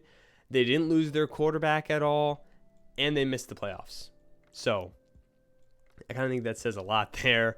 The OC will be Clint Kubiak this upcoming season, son of Gary Kubiak. He was the 49ers passing game coordinator last year, was a play caller for the Vikings in 2021, which the offense was actually solid for the Vikings that year, around like kind of slightly above average. However, it got better when he left. So the personnel didn't really change a ton either. They still had Kirk Cousins, and then Kevin O'Connell came in. So maybe that says a little bit. But he's probably going to be a bit more pass heavy as an OC, and will probably have to be. Then they have Dennis Allen, who's going to call plays, as well as Joe Woods, who's going to help. He's the former Browns DC. Seems like he didn't really do enough with what the Browns had, because the Browns obviously had a great defense in terms of the personnel there, but he got fired. So it seems like he was not too good at his job for what they had there. They allowed 27 points per game, the Browns did, in the last 6 games. So not ideal. That includes, obviously, the Texans' blowout loss. So overall, I would say the coaching grade is probably about a C. Kubiak is really unproven, so I don't think it's bad. I just think he's unproven, so we'll kind of see what he does. And then Allen is not a bad defensive play caller at all. He's not it for head coach for me. That's my personal thing. But let's go ahead and get into the offense. Almost forgot, of course, not getting into the offense yet, what they added and lost. A lot of names here as well. Saints went over a bunch of stuff. It's not all of them are important, but some of them kind of are. In terms of what they added, they got Cedric Wilson and Equanimous St. Brown, added a good amount of offensive lineman depth, brought in Chase Young and Willie Gay, and then Will Harris at safety. And then in the draft, they had a pretty good draft, in my opinion. They got Talisi Fuanga, Kool-Aid McKinstry, Spencer Rattler, Christian Boyd, all good guys. A few picks I was kind of like, Bub Memes, Jalen Ford. But not a bad draft, I'd say. They still got some good players. And they lost a few guys as well. Jameis Winston, obviously. Michael Thomas didn't really play a ton for them anyways the past few years. Finally, they move on from him. Andrews Pete and Trey Turner, but Trey Turner did not play at all last year. Malcolm Roach on defense, as well as Zach Bond. And then the secondary, Lonnie Johnson, Isaac Yiadom, and Marcus May. Both the last two, I think, were kind of pretty big hits for them, at least in my opinion. Here's a look at the offense, starting off with Derek Carr. And he, again, is just so confusing because he's not bad at all. He's solid. He's fine. All the keywords I can use. Like, he's got the rock there because he's just been like that for a while. But he's also kind of got that face because it's kind of just like, yeah, he's fine. Like, he's there. It's just, I feel like there's times where it's like, oh my God, like if you do this, you could continue to be better. And there's other times where it's like, dude, what are you doing? Like, come on, you're better than this. It just seems like after that season where he was like going on MVP pace, he got injured and it's just been up and down ever since. Obviously didn't have great stuff that happened in the Raiders organization, but he still has never won a playoff game. So kind of hurts there. But he was like right around average just in totality last year. I would say like around 18 to 21 in terms of quarterback if you were ranking quarterbacks, maybe a tiny bit higher. Again, it is weird because the O-line I thought was like terrible, but it was actually okay. It was 10th in pass blocking efficiency. Carr was 31st in terms of the amount of times he was pressured per drop back. So it's not like he was getting blown up all the time. The weapons, I would say, are like slightly below average, but he was like 36th in drop percentage, so clearly they didn't drop the ball a lot. And again, he wasn't bad. 3.8 thousand yards, 25 touchdowns to 8 picks, 68% completion percentage. Like, he is a good, solid, like, he's a solid quarterback. It's just, it feels like it really could have been better last year. It really feels like it could have. I think he created a lot of non-existent pressure at times. And if he does better or worse, it probably won't be because he's individually getting better or worse. It'll be because the stuff around him is getting better or worse. Again, hard to project, but a lot of it depends on what's around him. Like the O-line, in terms of when he was kept clean versus when he was under pressure, it was a 45-point rating difference in terms of his quarterback rating. So there is a gigantic difference and importance in terms of keeping him safe and in the pocket and in terms of when he is getting pressured. Now going to quarterback 2, it's kind of a battle. Spencer Rattler versus Jake Haener. Jake Haener, I liked in the draft a year ago. He's a 4th-round pick out of Fresno State. Smart, not a great athlete with below-average traits, but experienced and accurate. He is 25 years old. And then Spencer Rattler, who's a 5th-round pick this past year, who kind of fell. I'm surprised he fell that far. Out of South Carolina, obviously was supposed to be a number 1 overall pick a few years ago at Oklahoma. Got replaced by Caleb Williams, then kind of lost his job, and then went to South Carolina and last year had a better year. But I think Rattler's better coming in as a prospect than Haener was. He also is a little bit younger because he's 24 and Rattler's 25. So we'll see who kind of wins the backup quarterback job there, but maybe the winner of that, maybe if it is Spencer Rattler, maybe he's the quarterback of the future there. Who knows? Now let's look at the O-line group. The O-line group really scares me.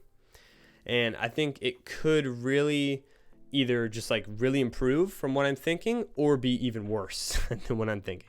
Talisi Fuanga is a rookie they just drafted, and he's the most important one, in my opinion. I was very high on him, and I am very high on him as a prospect. He was a first-round pick this year out of Oregon State. I think he fit a bit more like as a guard, so maybe he could play there too, but he's probably going to have to play tackle. He's like a mauler in the run game. Great size, 6'7", 330, balanced, smart with leverage. Not 100% sure how his pass blocking is going to translate year one. I don't know if it'll be ideal immediately, but I think it'll at least be better than what they had in Andrews Pete last year. Then they also have Trevor Penning, who is probably going to be the starter because Ryan Ramczyk is currently injured to start the season. And a lot of the questions are like, is this his final year? He's had a lot of retirement talks, a very serious knee injury last year, but it's apparently progressing a lot slower than what the training staff expected. When he plays, he's great. I'm just not sure he's going to play, which then leads you to Trevor Penning, who's also very important. Like, it's a very vital year for him for the sake of himself and the team. Whereas Fuanga is more so, it's kind of vital for the team he does good. Penning is the team and himself.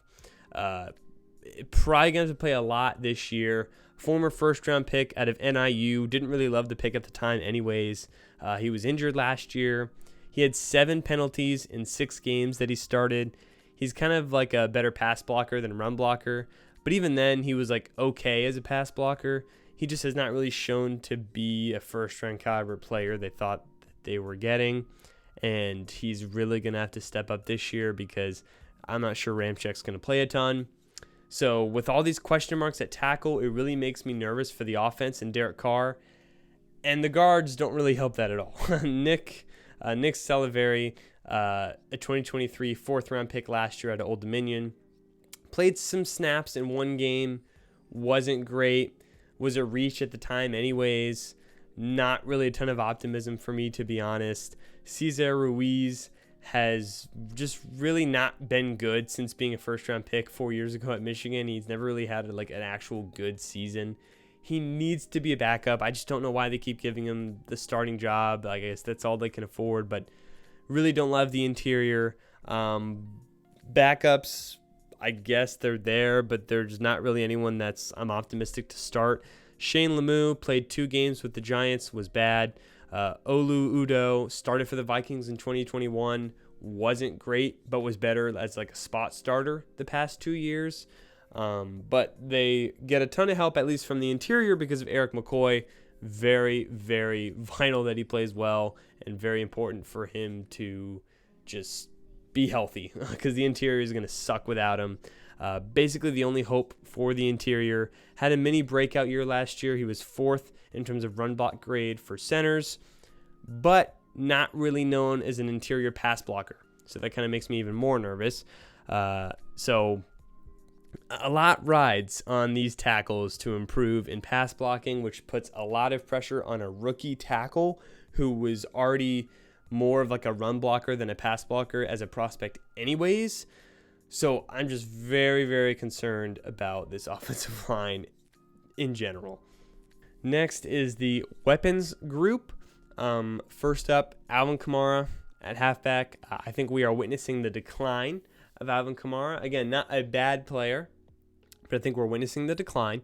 I think it could be more so in the public eye that he's declining rather than actually, because the public eye has him like all the way up here when I think he's kind of just right here right now, and they need to kind of take it down a little bit. Last year, he had the 2nd lowest yards per attempt of his career, lowest yards after contact, lowest elusive rating. He had a lower elusive rating than Cam Akers last year. That is terrible. But he still had over 1,000 total yards and 6 touchdowns. He's still valuable as a receiver and a runner. Just more in the declining state, and I think he's more of like a halfback 20 than he is halfback 7. That's kind of my thing. And the thing is, though, he has a $29 million cap hit in 2025. So I would honestly not be surprised if maybe he was cut after this season with such a big cap hit he has next season. Behind him, Jamal Williams, a funny dude. I love him, but he's basically just a touchdown merchant who really proved to be such last year with 2 years ago having the great Lions O-line. He had 2.9 yards per carry last year, which is abysmal. 1 touchdown and 1 fumble. O-line obviously didn't really help, but he's just not dynamic enough to really overcome any of that. He's also maybe a potential cut candidate after this year as well. So maybe we turn to Kendre Miller, who's a 3rd-round pick last year at TCU, and I think he showed a lot of promise and flashes last year. He's going to take on the halfback 2 role probably, maybe even halfback 1. With some injuries that might happen. He might have that role by the end of the year. But he only had over 10 attempts in 3 games, so didn't get a ton of run last year. But he had 4.2 yards per carry in those games, and he does have receiving upside. He had 117 receiving yards in limited time, so I think you might want to keep an eye out on him. I think he could end up maybe being the starting back by the end of the year. Then we got the receivers. Chris Olave, I think he's just going to be a good receiver for a long time. Maybe not elite, but just like real good. Back-to-back 1,000-yard seasons, 4 touchdowns and 5 touchdowns, top 20 in yards per route run in both seasons. I don't think there's going to be any crazy like jump or anything, but I think he's just going to consistently be a good wide receiver. Not like a crazy contested catch guy, not like a big possession guy, just a good vertical threat for years to come. Then there's also A.T. Perry, who this depth chart have changed a lot, but I put him here because I actually kind of like him, and I loved the value last year. He was a 6th-round pick at a Wake Forest, and he's 6'3", 205, ran like a 4.47. He started after week 13, and he had 4 touchdowns on only 12 receptions, a 66% contested catch rate, which is very good. And I think he could be like an actual lower-tier wide receiver too, like immediately next year. He is a solid like intermediate / deep threat on the opposite side of Olave, and I think if he gets more run, he'll prove that he's actually pretty good. So I think he could end up taking a step up. And then they have Rashid Shaheed, who I already think is one of the most underrated slot receivers in the NFL. He was a undrafted free agent out of Kansas State 2 years ago, which was a great find for them. Started after week 13 and had 4 touchdowns, I'm reading the same thing. He's one of the best deep threats last year. He's like a mix of Chris Olave, like in terms of him being a slot guy and on the outside. Like Olave and Shaheed are probably going to mix together doing that. He had 719 yards, 16th in yards per reception. He did start every game, so I was reading the A.T. Perry stats there. Sorry about that. But he had a higher yards per route run than Zay Flowers, Cortland Sutton, Tyler Lockett, and Terry McLaurin. Higher yards per route run than all of those players. Only a 4.2 drop rate, which is 15th among all receivers, and a 55.6 contested catch rate, which is top 10 amongst receivers who qualify for a certain amount of targets. So it's just he doesn't really get as much targets as other receivers do. And I think if he does, I think I can project potential success for him. So I think he might end up emerging as like an actual real good receiver there. And with the Michael Thomas targets gone, I think both of those can potentially be split between Shaheed and A.T. Perry. And then they have Cedric Wilson, who I think is a good wide receiver 4. They signed him from the Dolphins, which he did sign with the Dolphins from the Cowboys. Didn't really live up to that contract, but is still a good receiver 4. He had no drops on 25 catches last year. Low ceiling, but still a solid player. Then they have Equanimeous St. Brown, who's I also think a pretty good solid wide receiver 5 who could get some run when needed as well. So the receivers are kind of like Bub Memes is the only one I really don't. I didn't love him in the draft. A 5th round receiver. It was kind of a reach for me. He's raw, but he has good size and strength, a high vertical and bench. He's 23, so he'll probably just be like a run-blocking receiver, to be honest. Then we have the tight end group, which is very underwhelming. Probably there with the the Buccaneers in terms of one of the worst. Juwan Johnson, he's fine. He's meh. He's good in contested catch situations. Not a blocker, not a vertical threat. Hands are fine. He's just like a whatever player. He has a 76 passer rating when targeted, which is 42nd for tight ends that qualify for a certain amount of targets, which is bottom 5 in the NFL. Foster Moreau, just a worse Juwan Johnson. He's a fine backup. Only one that's exciting is Taysom Hill, to be honest. Good. Obviously, he's got good hands, a good runner. Doesn't get a ton of snaps because he's older and he's used in other places. But I kind of wish he played more, to be honest, because I think he just affects the game more than these guys do. This offense is probably going to be all or nothing in terms of like a lot of shotgun, a lot of like back to pass. The step up in terms of receivers around them could definitely try and help negate the potential negatives of just the overall blocking with the running backs. But going to be a lot of dump offs, a lot of passing. So I think Carr, might be fine, could be solid, but I think with the receivers stepping up, maybe the offense is not as bad as maybe we think. The only thing that worries me is the O-line. O-line really worries me. If some of those guys don't produce, if Carr's under pressure a lot, it could get pretty ugly pretty quickly. So that's why it's really hard to kind of predict the Saints, because I think a lot of different things could happen with their offense. But let's go ahead and move to the defense next. Going to move my face cam over here. Just got to find room. The defense last year was good, but again, it feels more like it was from the opponents they played rather than the overall talent, at least in my opinion. The D-line is a bit iffy. They have Kalen Saunders and Nathan Shepard are listed as the starters. Both are not real starters. They're best fit for rotational roles. I think what's most likely going to happen is the younger guys below them are going to kind of jump above.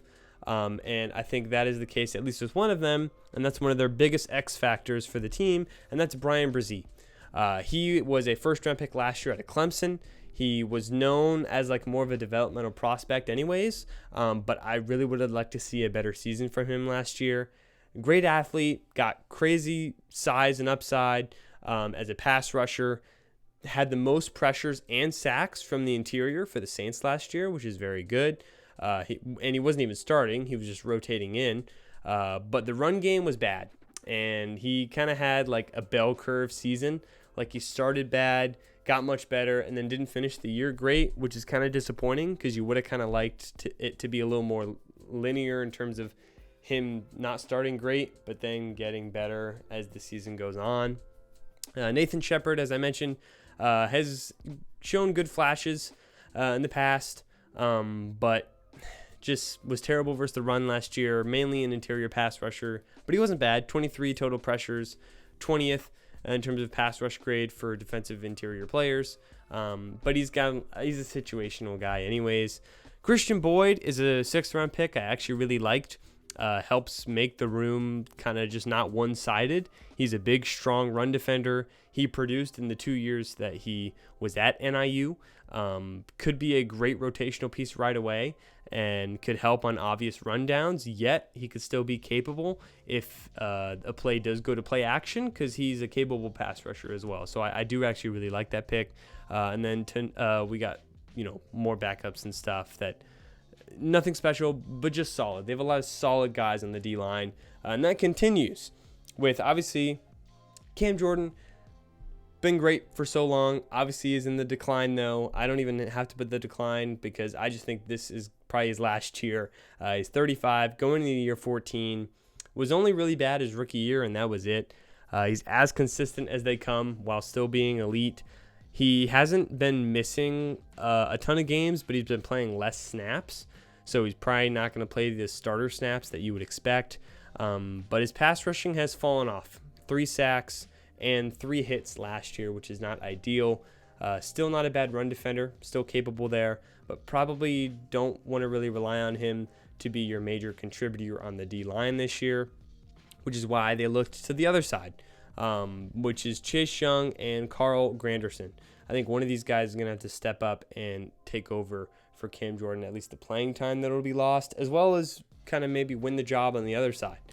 Starting with Chase Young, obviously, former number 2 overall pick, had major injuries in his career that really paused his just amazing trajectory he had in his rookie season. I think he's kind of been viewed a little bit higher than what he actually is as a player, but I do think he's kind of on the up from fully recovering and playing a season after his injuries. Most of his total production of his career was from last year. It wasn't as efficient as his rookie year, but it was the most production he's had because he played all 17 games. He had 74 pressures, which was 16th. He had 10 sacks, which was 22nd. So not bad. He was kind of suspect versus the run. Again, not as efficient as he was, but still I would say a good starting pass rusher who might get a multi-year deal if he doesn't miss significant time this year, even if he's not really elite or hasn't really lived up to his potential. Then there's Carl Granderson, who I think is pretty underrated. He was a 2019 undrafted free agent out of Wyoming. Played a full season starting this year, graded in the top 32 in terms of run defense, had 9 sacks, starting a 4-year, $52 million extension that he just got. And I think, is probably for sure going to get playing time. I know they signed Chase Young, but Granderson was the one they signed to a bigger deal. So he might get even more playing time than Chase Young does. With the other side, they still have a ton more that could play. Isaiah Foskey, former second-round pick last year. Didn't really love the pick at the time. His rookie year was kind of just like a nothing burger, to be honest. 3 pressures on 50 snaps, which was like 6%. The NFL average is around 10 to 11%, so not great. But it's really hard to see a direct line to playing time for him, again, unless there's some kind of major injuries. Peyton Turner is here, former first-round pick 3 years ago. Just might actually be cut. Only played 2 games last year. Can't stay healthy. Not really great. But he was a former first-round pick. Thought I'd throw him out there. Again, a bust for them for sure. Then we go to the linebackers. They are going to run a 4-3, so we got 3 linebackers back here. Starting with Demario Davis. Made a Pro Bowl last year. I think is a top 3 linebacker, but doesn't really get talked about like a top 3 linebacker. He's 35, but he really doesn't let the age show at all. He had 7 sacks, 84 stop tackles, a 66% reception percentage, which is very good, meaning he only allows 66% of receptions that go near him, which is top 5 for linebackers. 6.6 yards per reception, which is top 5 for linebackers. Only 116 yards after catch from receivers, which for how many snaps he played is pretty crazy. I think he is their best player on the team, but he's still underrated, I feel, in terms of just the grand scheme of players. But is it great that he's the best player on the team? No. Obviously, him being the best player on your team, you're probably not going to win a playoff game. That's kind of the thing, or be a real contender. But he's still very good and very underrated in my opinion. They also, they're gonna, like I said, they're going to run a 4-3 with a lot of rotational defensive linemen, and they have a few linebackers. So Pete Warner is supposed to be the Will, so he'll be weak side, and Willie Gay is going to be the Sam, strong side. Starting off with Pete Warner, he was a second-round pick in 2021 out of Ohio State.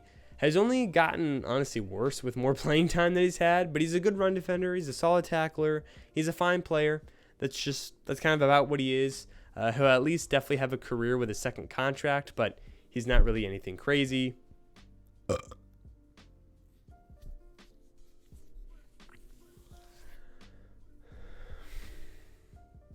Then on the other side is Willie Gay, a free agent from Kansas City. I actually kind of liked it. 1 year, $3 million.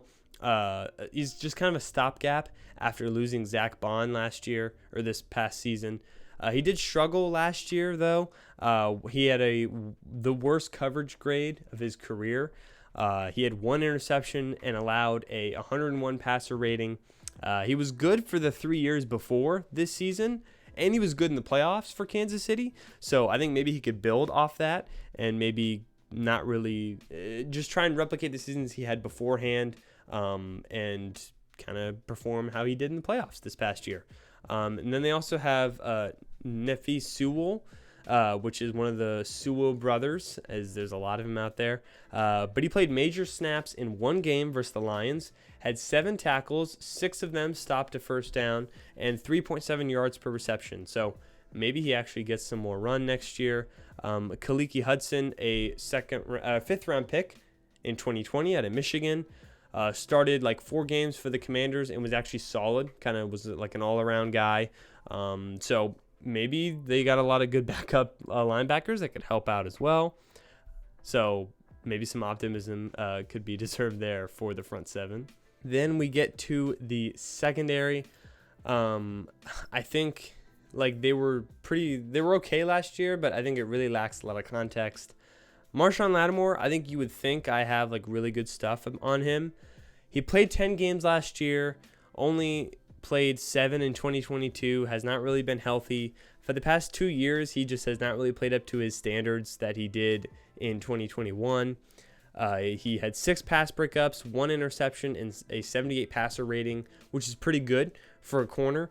And he's a good tackler, but he's not what he was in terms of what he had in 2021 when he was younger, and he's had injuries. And like I think he's still like an above a 90 overall in Madden. Like he's just not that good anymore. Maybe he replicates it this year, very possible. But we kind of need to tone it down. Like he's for sure a good cornerback, but he's not an elite cornerback. I think that he was. I think that a lot of Saints fans still feel that he is. He's more of like a general CB1, but maybe even a slightly below average CB1, to be honest, just based on his health and the production the past 2 years. Other side of him, though, is a guy I think that's pretty underrated, and that's Paulson Adebo. Finally had a good breakout year 3. 11 pass breakups, 4 interceptions, a 69 passer rating. Nice. Was up and down kind of the whole year, had a lot of penalties, but when he made a good play, he for sure made a good play. I think was much improved in coverage this year than he was the first 2 seasons, and he only had a 6% missed tackle rate, so that's very optimistic as well. Hopefully it's not just a one-season wonder, and he can build off that going into 2024. Then they drafted Kool-Aid McKinstry, a second-round pick out of Bama, which I think was a great find as well. I think he's totally going to find time both at outside corner and in the slot. He's a good coverage guy, both in man and zone. Isn't really aggressive, and his speed is a little bit of a concern, but he's real big, and I think he's fast enough, and he's got a solid high floor, and he's pretty young. So I honestly really liked this pick. I thought it was perfect for them. So I think hopefully he ends up playing a lot. But right now, the starting nickel back is Alante Taylor, which I don't think is very good. He's a second-round pick in 2022 out of Tennessee, and he's just not been good. Only solid games were versus the Patriots, the Panthers, and the Giants, and he didn't even get a turnover in any of those. Even if he improves, I can't imagine it would be better than what Kool-Aid can do right now. So I think Kool-Aid will eventually just pass him up and be the starter there. In terms of depth, honestly, not really much to say. Shamar Jean Charles is kind of like a special teams guy anyways. Will Harris played 3 games for the Lions, was good in one of them. Fine backup, I guess.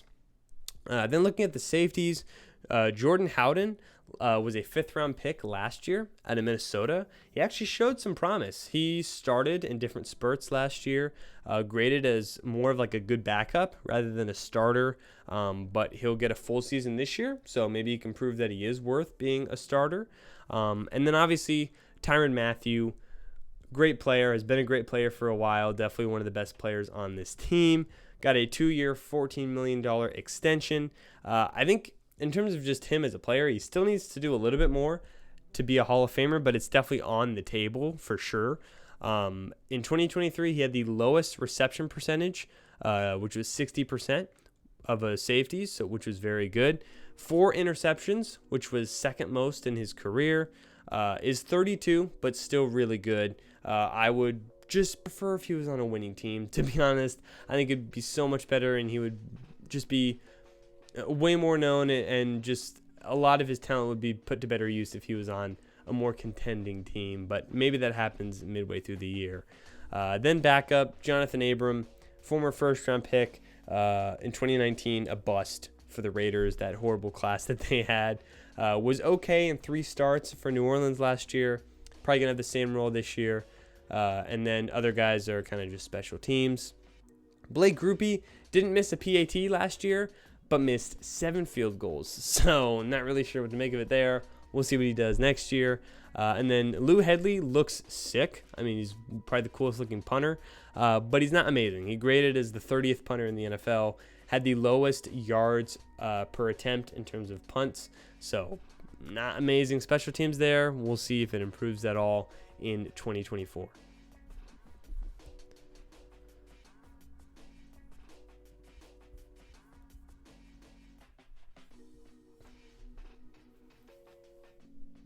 In terms of my final thoughts, I think if this team couldn't make the playoffs last year with the easiest strength of schedule, what's that going to say for them this year? You know, the offense could have like some natural progression with receivers and stuff, but the O-line, like I said, really worries me because Carr needs to be protected, and there's just a lot of question marks on the interior and outside, and that's basically it. Can Carr survive with a below-average run game and internal protection? I'm just not really sure he can. Would the defensive line be up to snuff? Will the guys that are supposed to produce actually produce? And will they be able to make up for the, regressing Cam Jordan that's there to get extra pass rush production? I do think they can do that. That's one thing I'm optimistic for. But overall, it just feels like another mid-year for this team that just kind of feels it's probably going to end with Dennis Allen out, even if his defense is solid, and I think he deserves to be another DC somewhere. Maybe he goes to become the DC for the Broncos next year. It just feels like this is it for him. So record, like I said, 8 wins. I think they could get to 9, but they could also get to 6. A lot of different stuff, but I think either way, they probably miss the playoffs, and if they make it, they definitely don't win a playoff game. So if they're over under 7.5 wins, I say just hold the bet, don't do it. But if you really want to bet, maybe go a slight under there, just betting on maybe if the O-line can't hold up. But if it does, we're looking at a team that could actually be pretty solid, just like last year. So it'll just depend. It'll depend on the O-line and kind of who else is going to step up, and Carr will just kind of ride the wave of however the team goes. And finally, we're going to end it off, as expected, the winner of the division in the Atlanta Falcons. I have them going 11-6. Yes, 11-6. Their wins, I say you could maybe take away plus or minus maybe 1 win. Maybe you could say subtract 2, but I'll just keep it at 1. Their over-under is 9.5. Last year, they went 7-10. And this year, they have the easiest strength of schedule, according to the schedule maker site that I saw. They had the Falcons as the easiest schedule for this upcoming season. It felt like last year that they were just like a competent QB and play caller away from really winning, and that seems like that's probably what was accomplished this offseason. Head coach Raheem Morris is one that I actually do have a lot of optimism for. He, was with the Falcons beforehand. He was like a defensive coordinator for them, but he's also been like the passing game coordinator, wide receiver coach, and he was also the interim head coach. So he's been on offense and defense for multiple different organizations. Just recently, he was the DC for the Rams. In terms of last year he coached as an interim coach. When he became the interim, he finished 3-6, and then after that, he went a full season and went 10-6. And I actually looked this up. In his second season, when the team finished 10-6, they barely missed the playoffs, and that 7-game turnaround was the best in franchise history, and Morris became the first coach since the NFL-AFL merger to start at least 10 rookies and finish with a winning record. So that's some pretty big stuff for you there. So overall, I think his experience as a head coach has helped on offense and defense. I think it's a pretty good hire. So I'm really optimistic. Zach Robinson is the OC and going to be the offensive play caller. He comes from the McVay tree, which I think is obviously a very good one. Former quarterback's coach and passing game coordinator for the Rams last year. Hard, again, to really predict anything. But, again, McVay's got a great tree. O'Connell, LaFleur. I think Robinson, I'm pretty optimistic to say he's going to be pretty good. Then defensive coordinator Jimmy Lake is also going to be the play caller there. Lake had like a really short tenure in Washington. Or I'm not sure he's going to be the play caller, actually. Morris might be the play caller for defense, but he's going to help at least. But Jimmy Lake was Washington's head coach back a few years ago. It ended in 2021 when he apparently shoved one of his players during a in-game brawl, and then he got let go because he went 7-6. And then after that, Kalen DeBoer came in, and they totally turned it around. So not a great look. But when he was Washington's defensive coordinator, Washington University, in 2018 and 2019, they were great. They had a top-tier defense in the country. So, again, not 100% sure how he'll do, but probably not too poor. This is what changed for the Falcons. Obviously, brought in Kirk Cousins, which I really liked. Darnell Mooney, they kind of paid a big amount of money for, didn't love it, but they needed another receiver. Got Rondale Moore and Ray McLeod. Added some other guys in there as well, like Charlie Warner, James Smith-Williams, Antonio Hamilton. In the draft, though, it was the worst draft, for sure. If you haven't seen my draft grades for every NFL team, go check them out. You'll be very informed and be able to predict all the stuff for different NFL teams there. But I didn't love it. Really didn't love it. Obviously, we know the Penix picks. Ruka Rohiro was really high. And then they just got so many defensive linemen there. And a lot of the other guys down the board I didn't love. We'll get to a lot of it later, but just not a great draft. And I feel like they could have taken advantage of it way more. And then they lost a few guys. Desmond Ridder, a plus for them, was horrible for them last year. They had terrible QB play, so definitely going to move on from him. But a few other guys, they won't miss a ton. Cordell Patterson did get a lot of run, but not an insane major contributor. Van Jefferson, Scotty Miller, Matt Collins, Jonnu Smith. The biggest ones are probably down the board, like Calais Campbell, Bud Dupree, Trey Flowers. A lot of those guys they're probably going to miss. Starting off with the offense and Kirk Cousins. Kirk Cousins, I think, obviously we know he was injured last year, played 8 games. But I think he's just always looked at as bad, or not bad, but just like not good enough. And I understand because it's like, oh my God, he's robbed teams of so much money. But when you look at his stats and everything, he's going to go down as like, whoa, this guy was like actually pretty good and probably viewed better in the eye of people who didn't fully watch him play than people who actually did. He had 18 last year, though. Objectively, he was good. He was actually good in the time he played. 18 touchdowns in 8 games, 69% completion percentage, the highest adjusted completion percentage of any quarterback because the drop percentage was top 5 for him. He had the same amount of drops in 8 games than Tua did in the entire regular season he played, which was 17, and he had way more than Brock Purdy did in 19 games, which means all of Brock Purdy's season. Kirk Cousins had way more drops in only 8 games. And he had a top 5 passing grade, had a higher passing grade than Brock Purdy. The Achilles injury was what he had, but I'm honestly optimistic for his 2024 because he's not mobile, so it's not like a major like deal-breaking thing for him. Yes, he had a great infrastructure in Minnesota, but he's been a proven good starter for a while with multiple different organizations. So I don't see why he couldn't do it again.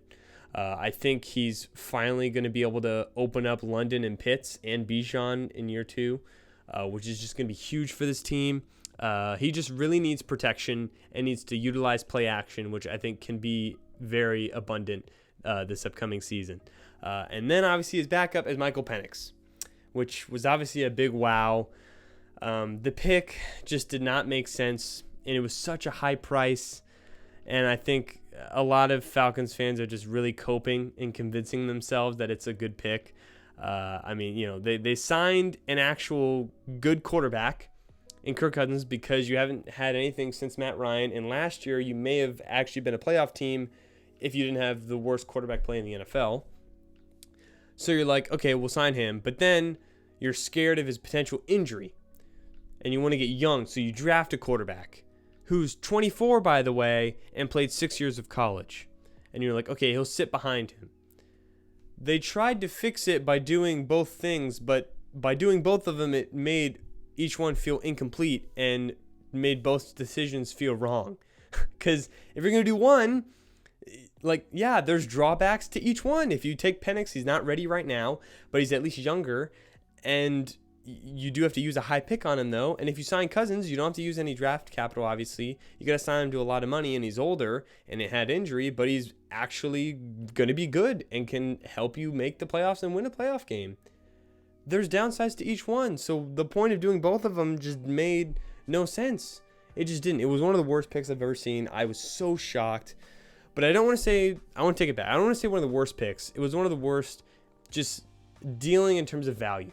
It was just horrendous value management.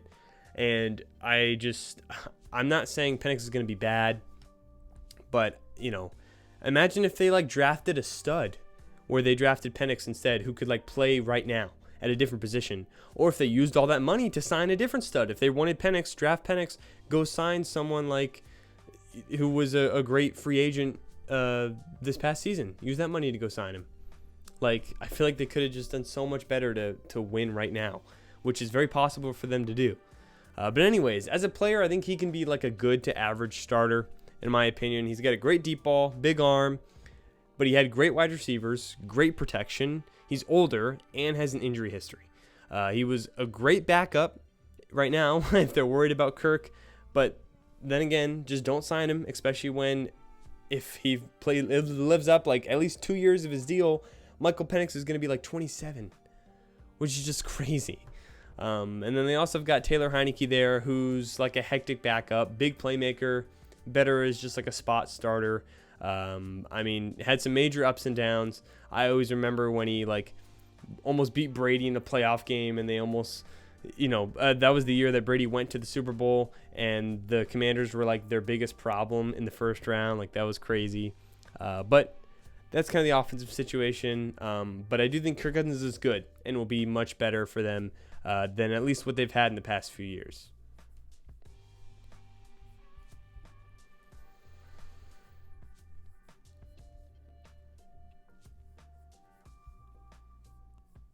Then looking at the offensive line, Jake Matthews, been very good for a long time. In year 11 now, just a real good tackle. One of the better pass blockers in the NFL. Played every game in 2023. Not crazy or anything, not elite, only a one-time Pro Bowler, but just a good starter for a long time. He's 33 years old. And it's going to be obviously very important that he stays healthy and plays, because they got to protect Kirk Cousins. Then they have Caleb McGarry on the other side, a former first-round pick in 2019 who finally broke out in year 4 last year. Now he's back and is maybe actually going to have back-to-back good years. Is mainly a run blocker, but still a solid pass blocker. He did miss 4 games last year, though. So the tackle duo is not bad, pretty solid. And then in terms of backups, they have Tyler Vrabel, who's an undrafted guy 2 years ago out of Boston College.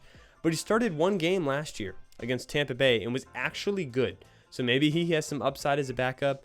And then Storm Norton played in multiple games. He played in 5 games, and he was actually solid as well. So the tackle group is pretty deep, not super high up here, but it's not as good as what Kirk Cousins had last year, but it's definitely doable and good enough for him. And then the guards interior, Matthew Bergeron was a second-round pick last year out of Syracuse. I think was kind of what you expected from a rookie, but was not horrible. He played every game, which is good. But I'm honestly optimistic for some improvement in 2024, so I think he will get much better. And then Chris Lindstrom, one of the best, or probably the best guard in football, one of the best players on the team. Back-to-back years of being graded as the #1 guard according to PFF. Played every single game last year in his prime. You really got to take advantage of this as an amazing run blocker and a very good pass blocker. And then Drew Dahlman kind of came out of nowhere as well. He was a 4th-round pick in 2021 out of Stanford, and it's his 2nd year starting. And he improved a lot from his first year that he was playing. He kind of played a little bit, and then last year played even more. Started the full year last year and was actually pretty solid. He's not much of a run blocker, so the tackles are going to have to be relied on, or is very much a run blocker. Sorry. He's not really a pass blocker. So a lot of the interior guys are kind of more run blockers, and the outside guys like Jake Matthews and Caleb McGarry are going to have to be relied on to help the pass. But I still think it's a pretty good and underrated offensive line group. Next Next is the receivers. The weapons aren't like necessarily deep, but I think honestly they're not really too off in terms of the starters of the Vikings, because I think there's going to be a lot of progression here. Bijan, just get ready. Get ready for a Bijan season. Expect a massive season. The rookie year was a bit disappointing. He had the same amount of touchdowns as fumbles, which was 4. He didn't reach 1,000 rushing yards, but he had around 1.5K total yards and 8 total touchdowns. Showed a lot of flashes. Now actually has a viable passing game. I think the blocking is just going to get even better. Past year is probably going to be the worst year for him for the next 7-8 years. He's going to be a stud. He's a star. Expect an amazing year from Bijan for sure. Then they have Tyler Algier, who's probably the best backup in the league. One of the best backups. I really wish he was on his own team. I mean, he's such a good, efficient, strong back. He was worse this past year than he was his rookie season, which he came in 2022 from BYU. I believe he was a 5th-round rookie or a 5th-round player in 2022. But he was still very good. And, I think because of more attention with the horrendous quarterback play they had, is probably going to be even more efficient because everyone was looking at the running game beforehand. Now they can't look at it as much. He, could obviously take away some time and running from Bijan, but if he doesn't, I think he really deserves his own team, and this gives them an amazing handcuffed if anything happens to Bijan injury-wise. Then they have Jason McClellan. Wasn't a big fan of him in the draft, but he's a solid receiving back, and that's kind of what they need. If Bijan's out, Algier can take most of the work, and then McClellan can take kind of over the receiving work that maybe Bijan would have, so not bad. Receivers, Drake London. I think this could be a breakout year for Drake London. He finally gets a real QB. He, actually has other options outside of, the other options outside of Pitts aren't really demanding any targets, so he's still going to be the big man for getting all the targets in the offense. The OC that is with them was with the Rams the past 3 years, where they had major receiving production from mainly one guy, Cooper Kupp, Puka Nacua. Obviously, they have Kyle Pitts here too, but I think that bodes really well for him. Only 23 years old, still very young. I'm not saying he's going to be the next JJ or Chase, but I think he's going to show he's a star. I think all of the stars, ironically, are going to align this year, and he's going to prove he's in that echelon of Garrett Wilson and Chris Olave from that draft class. Next is Darnell Mooney. Signed him to a 3-year, $39 million deal. Seemed like a bit much, but it seems like they are hedging their bets. That 2023 was a one-off because it wasn't great. Had only 400 yards in 15 games. By far his lowest yards per route run of his career. Highest drop rate, which is 14%. 56 quarterback rating when targeted. I think he would... you can't really give it all to the quarterback. I think part of it is in terms of quarterbacks they had last year. But they had other receivers that weren't doing this, like DJ Moore. DJ Moore had a breakout season. So maybe they can get the old Mooney back, and that's what they're hoping for. But paying him that much after this season, I didn't really love. And then they also traded for Rondale Moore from Arizona. Traded Desmond Ridder for him. I think he's finally going to end up getting the spotlight in the slot back. He kind of only gotten worse since his rookie season. I still don't think he's bad, though. Definitely is a boomer bust type of player. He's a big play waiting to happen, or he's just not doing anything. It's either a screen or just a big deep ball. Had the worst year of his career last year. But similar to Mooney, maybe they think they can unlock what previously had been a pretty good, optimistic young player. Then outside of that, not a ton of wide receiver depth. Signed Ray McLeod, more of a special teams guy, not really a full-time slot. Casey Washington was a 6th-round pick out of Illinois. Wasn't a big fan. Probably won't do anything. Cardale Hodge is the only interesting one. He's been a solid bench wide receiver for a while. Maybe we'll get more run as a wide receiver 4 now. And then there's Kyle Pitts. I still believe in Kyle Pitts. I still believe. Was obviously super hyped 3 years ago.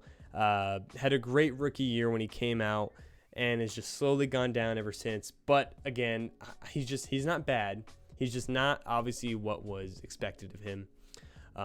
And I think, again, he's had horrible quarterback play.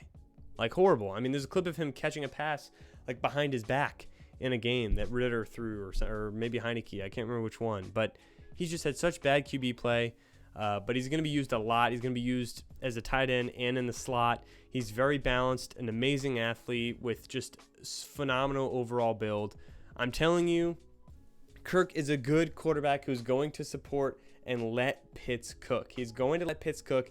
There are going to be so many guys here where we're going to look at this Falcons offense and be like, oh my gosh, this is a great offense, one of the best offenses in the NFL, because they are going to produce with all these young talent that have finally get an actual quarterback to throw them the ball. Then they signed Charlie Warner, a lot more money than I expected, but he's, probably needed because he's a great blocker, and that's not Pitt's game. So Warner kind of fits the actual tight end mold of like being a good blocker. So the signing after that does make sense.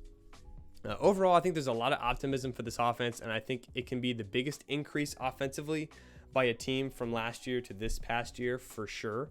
And then we move to the defense, which I think was pretty good last year, but I do think it'll take a step back this season.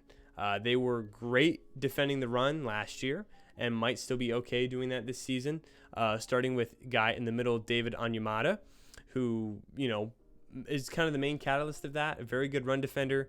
He's missed a few games here and there throughout the season, so doesn't really fully play all the time.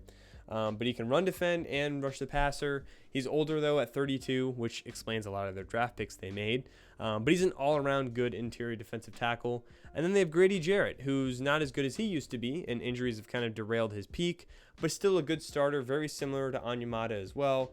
Like a balanced interior presence who's a good starter. But I could see both of them, the arrows in the middle, I could see both of them getting a little bit worse. I could see both of them declining soon. If not next year, maybe the one after.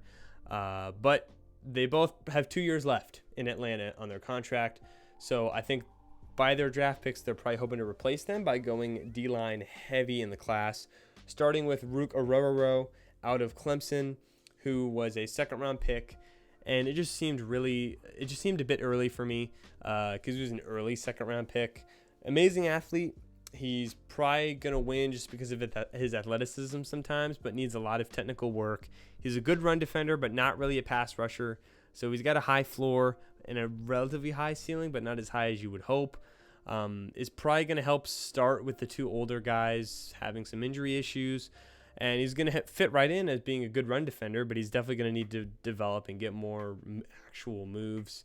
And then another rookie that I actually really like is Brandon Dorlus, a fourth-round rookie out of Oregon, which I thought was a good pick, probably their best pick they made.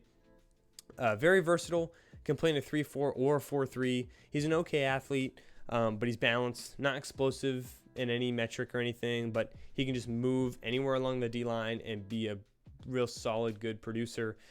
So I think he could be pretty good. And then we have Zach Harrison, who's kind of more of like a defensive end rather than a defensive tackle. But he has major pass rushing upside. He was a third-round pick last year out of Ohio State who ran a 4.41 at 270 pounds, which is pretty crazy. Like I said, major pass rushing upside, but he didn't really show it at all last year, at all. He actually wasn't really bad versus the run. He was like pretty solid. But he's the biggest wild card for potential success with the Falcons' like lack of actual pass rushers because they really don't have any. He's the biggest wild card, and they really, really need him to step up because without Calais Campbell, and even then they didn't have a ton of pass rushing help. They are going to need to improve that, and Zach Harrison might have to be the big catalyst of that. The outside edges or outside linebackers also leave a lot to be desired. Arnold Ebiketie is not really an ideal starter, isn't like inherently weak in anything. He came in from Penn State as like a pass rusher, but hasn't shown any upside there. He's terrible in limited coverage snaps. I don't really expect him to play full-time starter snaps, but he's not bad there. Lorenzo Carter definitely is a little bit of a better player, former Giant. Similarly, it's just except he's a bit more of a rotational run defender rather than Arnold. And he did have the worst missed tackle rate of his career last year at 15%, so that's not amazing. But then they drafted Braylon Trice, a third-round pick out of Washington, who was 275 pounds but ended up weighing in at 245 in the combine, so lost a lot of weight there. But he's like a pure pass rusher. Average athlete, only 245, but way more consistent. I really like the player. It's just they did take so many just defensive linemen and just players that are going to be on the D-line. But I liked this one the most. I think he's the best player out of the ones they picked. And I think he could actually bring some pass rushing upside, which is what they are lacking. So I think Trice might slowly start playing more and more. Then they have James Smith-Williams, who's a fine edge depth, more of just a run defender, was with the Commanders last year. Then the linebacking group, I think, is okay, but it's not talked about a ton. And I think it's a little better than we think, mainly because of this guy, and that's Caden Ellis. I think Caden Ellis is actually good and pretty underrated. Signed from the Saints last year, and he panned out for the signing they had. It was his first full year starting this past year.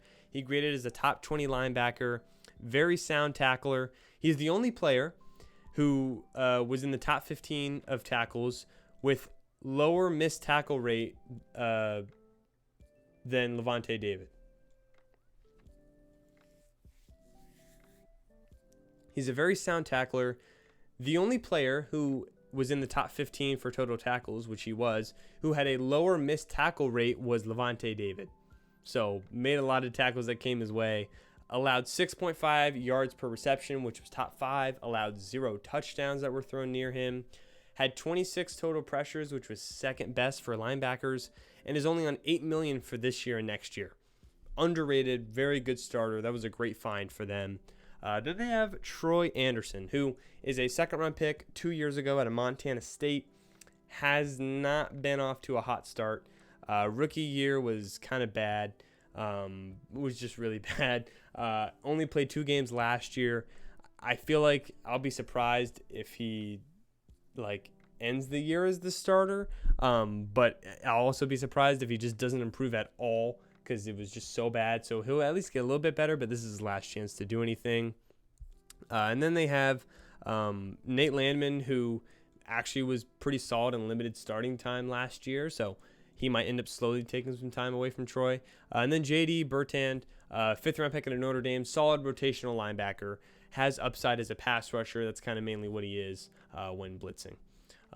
Now we get to their coverage, which coverage stuff for the Falcons was, it has some great players, but I think part of it leaves a little bit to be, a little bit to be desired, because I feel like there are some areas where you are a little bit worried. Starting with A.J. Terrell, last year it was first year fully recovered from the injury-riddled season in 2022. In 2022, then 2023 he finally was fully playing. But it was not as good as what he was in 2021, but he was still good. Had 0 picks again, but 8 pass breakups, and was much improved from last year. Still not really a tackler. Had 17% missed tackle rate, which is not good. But he was still good. We'll have to see if he reaches the height that he had a few years ago. I'm not sure he will. I think he's like an 89 in Madden right now. I just think that's a little too high.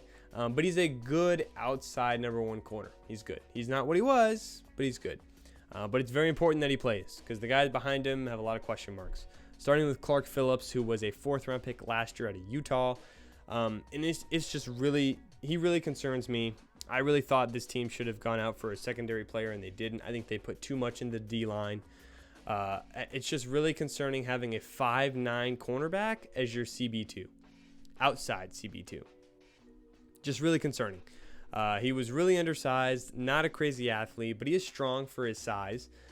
Started 7 games last year, had a few solid games within there last year, allowed 11.7 yards per reception, which isn't bad. He did have 6 penalties in 7 games, which, you can say it's because he's young. You can chalk it up to that. And he was solid on the outside. He wasn't crazy. But I think maybe he could have a nice, good season in year 2 for his standards. But at outside corner, I'm just scared. Maybe he would fit better at safety or even slot, which meaning someone would have to take over for him on the outside. D. Alford is the starting slot projected. He was a undrafted guy 2 years ago. He's an okay slot. He can cover a bit, run defend a bit. Last year wasn't as good as tackling. Not really a high yards per reception, but did allow 3 touchdowns and a 106 passer rating and a 70% reception percentage, which is not ideal. But he lets them catch it, maybe sometimes to a fault if they get some touchdowns, but doesn't allow a crazy amount of yards. And then the cornerback that might end up getting a good amount of time, I meant to put the eyes that maybe you could be interested in, maybe keep your eyes on him, is Antonio Hamilton. He's a very good veteran and good depth, but he was previously with Arizona, and he was actually pretty good. He had 6 pass breakups, 80 passer rating allowed, and honestly, if it comes down to it, if Clark struggles a little bit on the outside, I think Hamilton could step in because he's 6 foot and just fits better on the outside role. So maybe we see him actually play next year. And then Kevin King is back in the NFL. Just hope he doesn't get on the field. It was last year he played was 2021, and he was mainly just a run defender. Still wasn't good in coverage. That's all he should be used for. You really need to hope he doesn't get on the field. And then Mike Hughes, former first-round bust, just not great either. So, not ideal. But you know who is great? Jesse Bates. Jesse Bates was amazing last year. He's a top 3 safety in the NFL right now.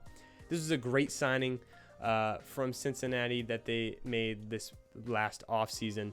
99 tackles by a safety, which was second. Only 84 yards after catch allowed, which is crazy for someone who started every single game. I'm telling you, and played every single snap. That's crazy. He had 6 interceptions, 4 pass breakups, and just had an overall great year last year. Needs to somewhat replicate it, though. He hasn't had back-to-back top-tier years because he's had great years before, but the following year wasn't as good. So he really, it's going to be vital for him to try and at least not fully replicate, but partly replicate what he did last year to make up for some of the question marks in the secondary. And then DeMarco Helms last year was a 7th-round pick at Alabama, started last 6 games, and was not really a coverage guy, but was a very good tackler and very good run defender, and gets a great opportunity as a 7th rounder, and he was actually pretty solid. So maybe he improves as a 7th-round pick last year, starting this next season. He's not going to play alone, though. Richie Grant, former 2nd-round pick, hasn't really lived up for Atlanta, but is probably going to step in. Helms was just better when he got in and replaced Grant last year, but Grant's still going to be able to play and might be a little bit better in coverage when they're doing, maybe dime sets or something like that. Then the kicker, obviously, Younghoe Koo, still a great kicker. Not elite right now. Was 3 for 6 from 50-plus yards last year and missed 3 field goals within 40 yards or more, or within the 40-yard range. So maybe missed a little bit, but still really good. And then Bradley Pinion, he was graded as the number 1 punter, but I don't know why. He wasn't near the top of any major category. He's fine. He's definitely not bad, but he's not worth, I don't know why he's rated as the number 1 punter last year. He's worth starting and being a starting punter, but I'm not sure what was up with that, so that's kind of weird. But ending off with my final thoughts here for the Atlanta Falcons. I think easily this will be a major turnaround for this team from last year. Offense is just so much more improved, mainly with the quarterback and play caller for sure. Lack of pass rushing does scare me, absolutely. So someone's going to need to step up because there's not a ton of pass rushing there, at all. Maybe it'll just be kind of by committee and they be okay with a lot of guys getting a lot of different stuff.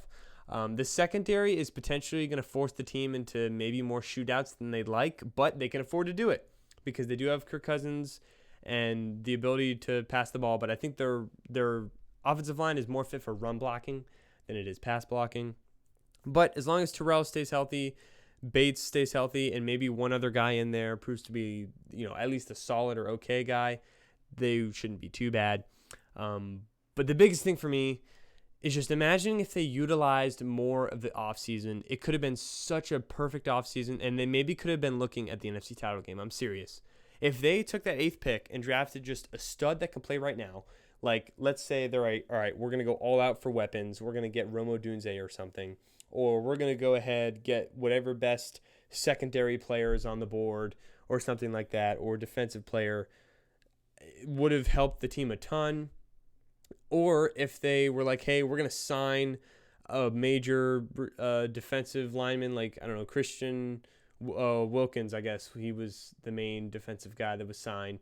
Or someone else. Just use the money to sign the one or two like big guys that help the team right now that start that you would have got with Kirk Cousins instead of his contract, and then just draft Penix right there if you like him, because he can play right now. I mean, they just really did not optimize their wealth, you could say, very ideally. But overall record, I say I'm pretty optimistic. I think 11 wins. You could even give them 12, but maybe even 10. I think they do win a playoff game. I'm not sure if they win another one, but I think winning at least a playoff game is kind of what they're looking at. And their over-under right now is 9.5. I would say over. I think there's a chance they get to 9-8 for sure if they have injuries and stuff. But just looking at the team as a whole, I'm already bet the over for 9.5. I think it's pretty good. And these are my rankings for the NFC South. So thank you so much for watching. Go ahead, drop a like if you enjoyed. Please subscribe as well. I have more videos out. I have a gaming channel, SHG is what it's called, and I'll have more gaming content out there like NCAA football because that just came out, and I'm going to go ahead and play some of that. This took a long time, so I don't know if I'm going to have the same exact thing for other divisions, but I will have more prediction videos out. I promise I will. I got school going on, summer school, work, obviously, and this takes up a lot of time, and I obviously need to live by sleeping and eating. So that takes into a lot of time. But something like this we'll have, again, to predict all the teams. But, again, of course, enjoyed. Leave a like. Thanks so much for watching, and I will see you guys later. Peace.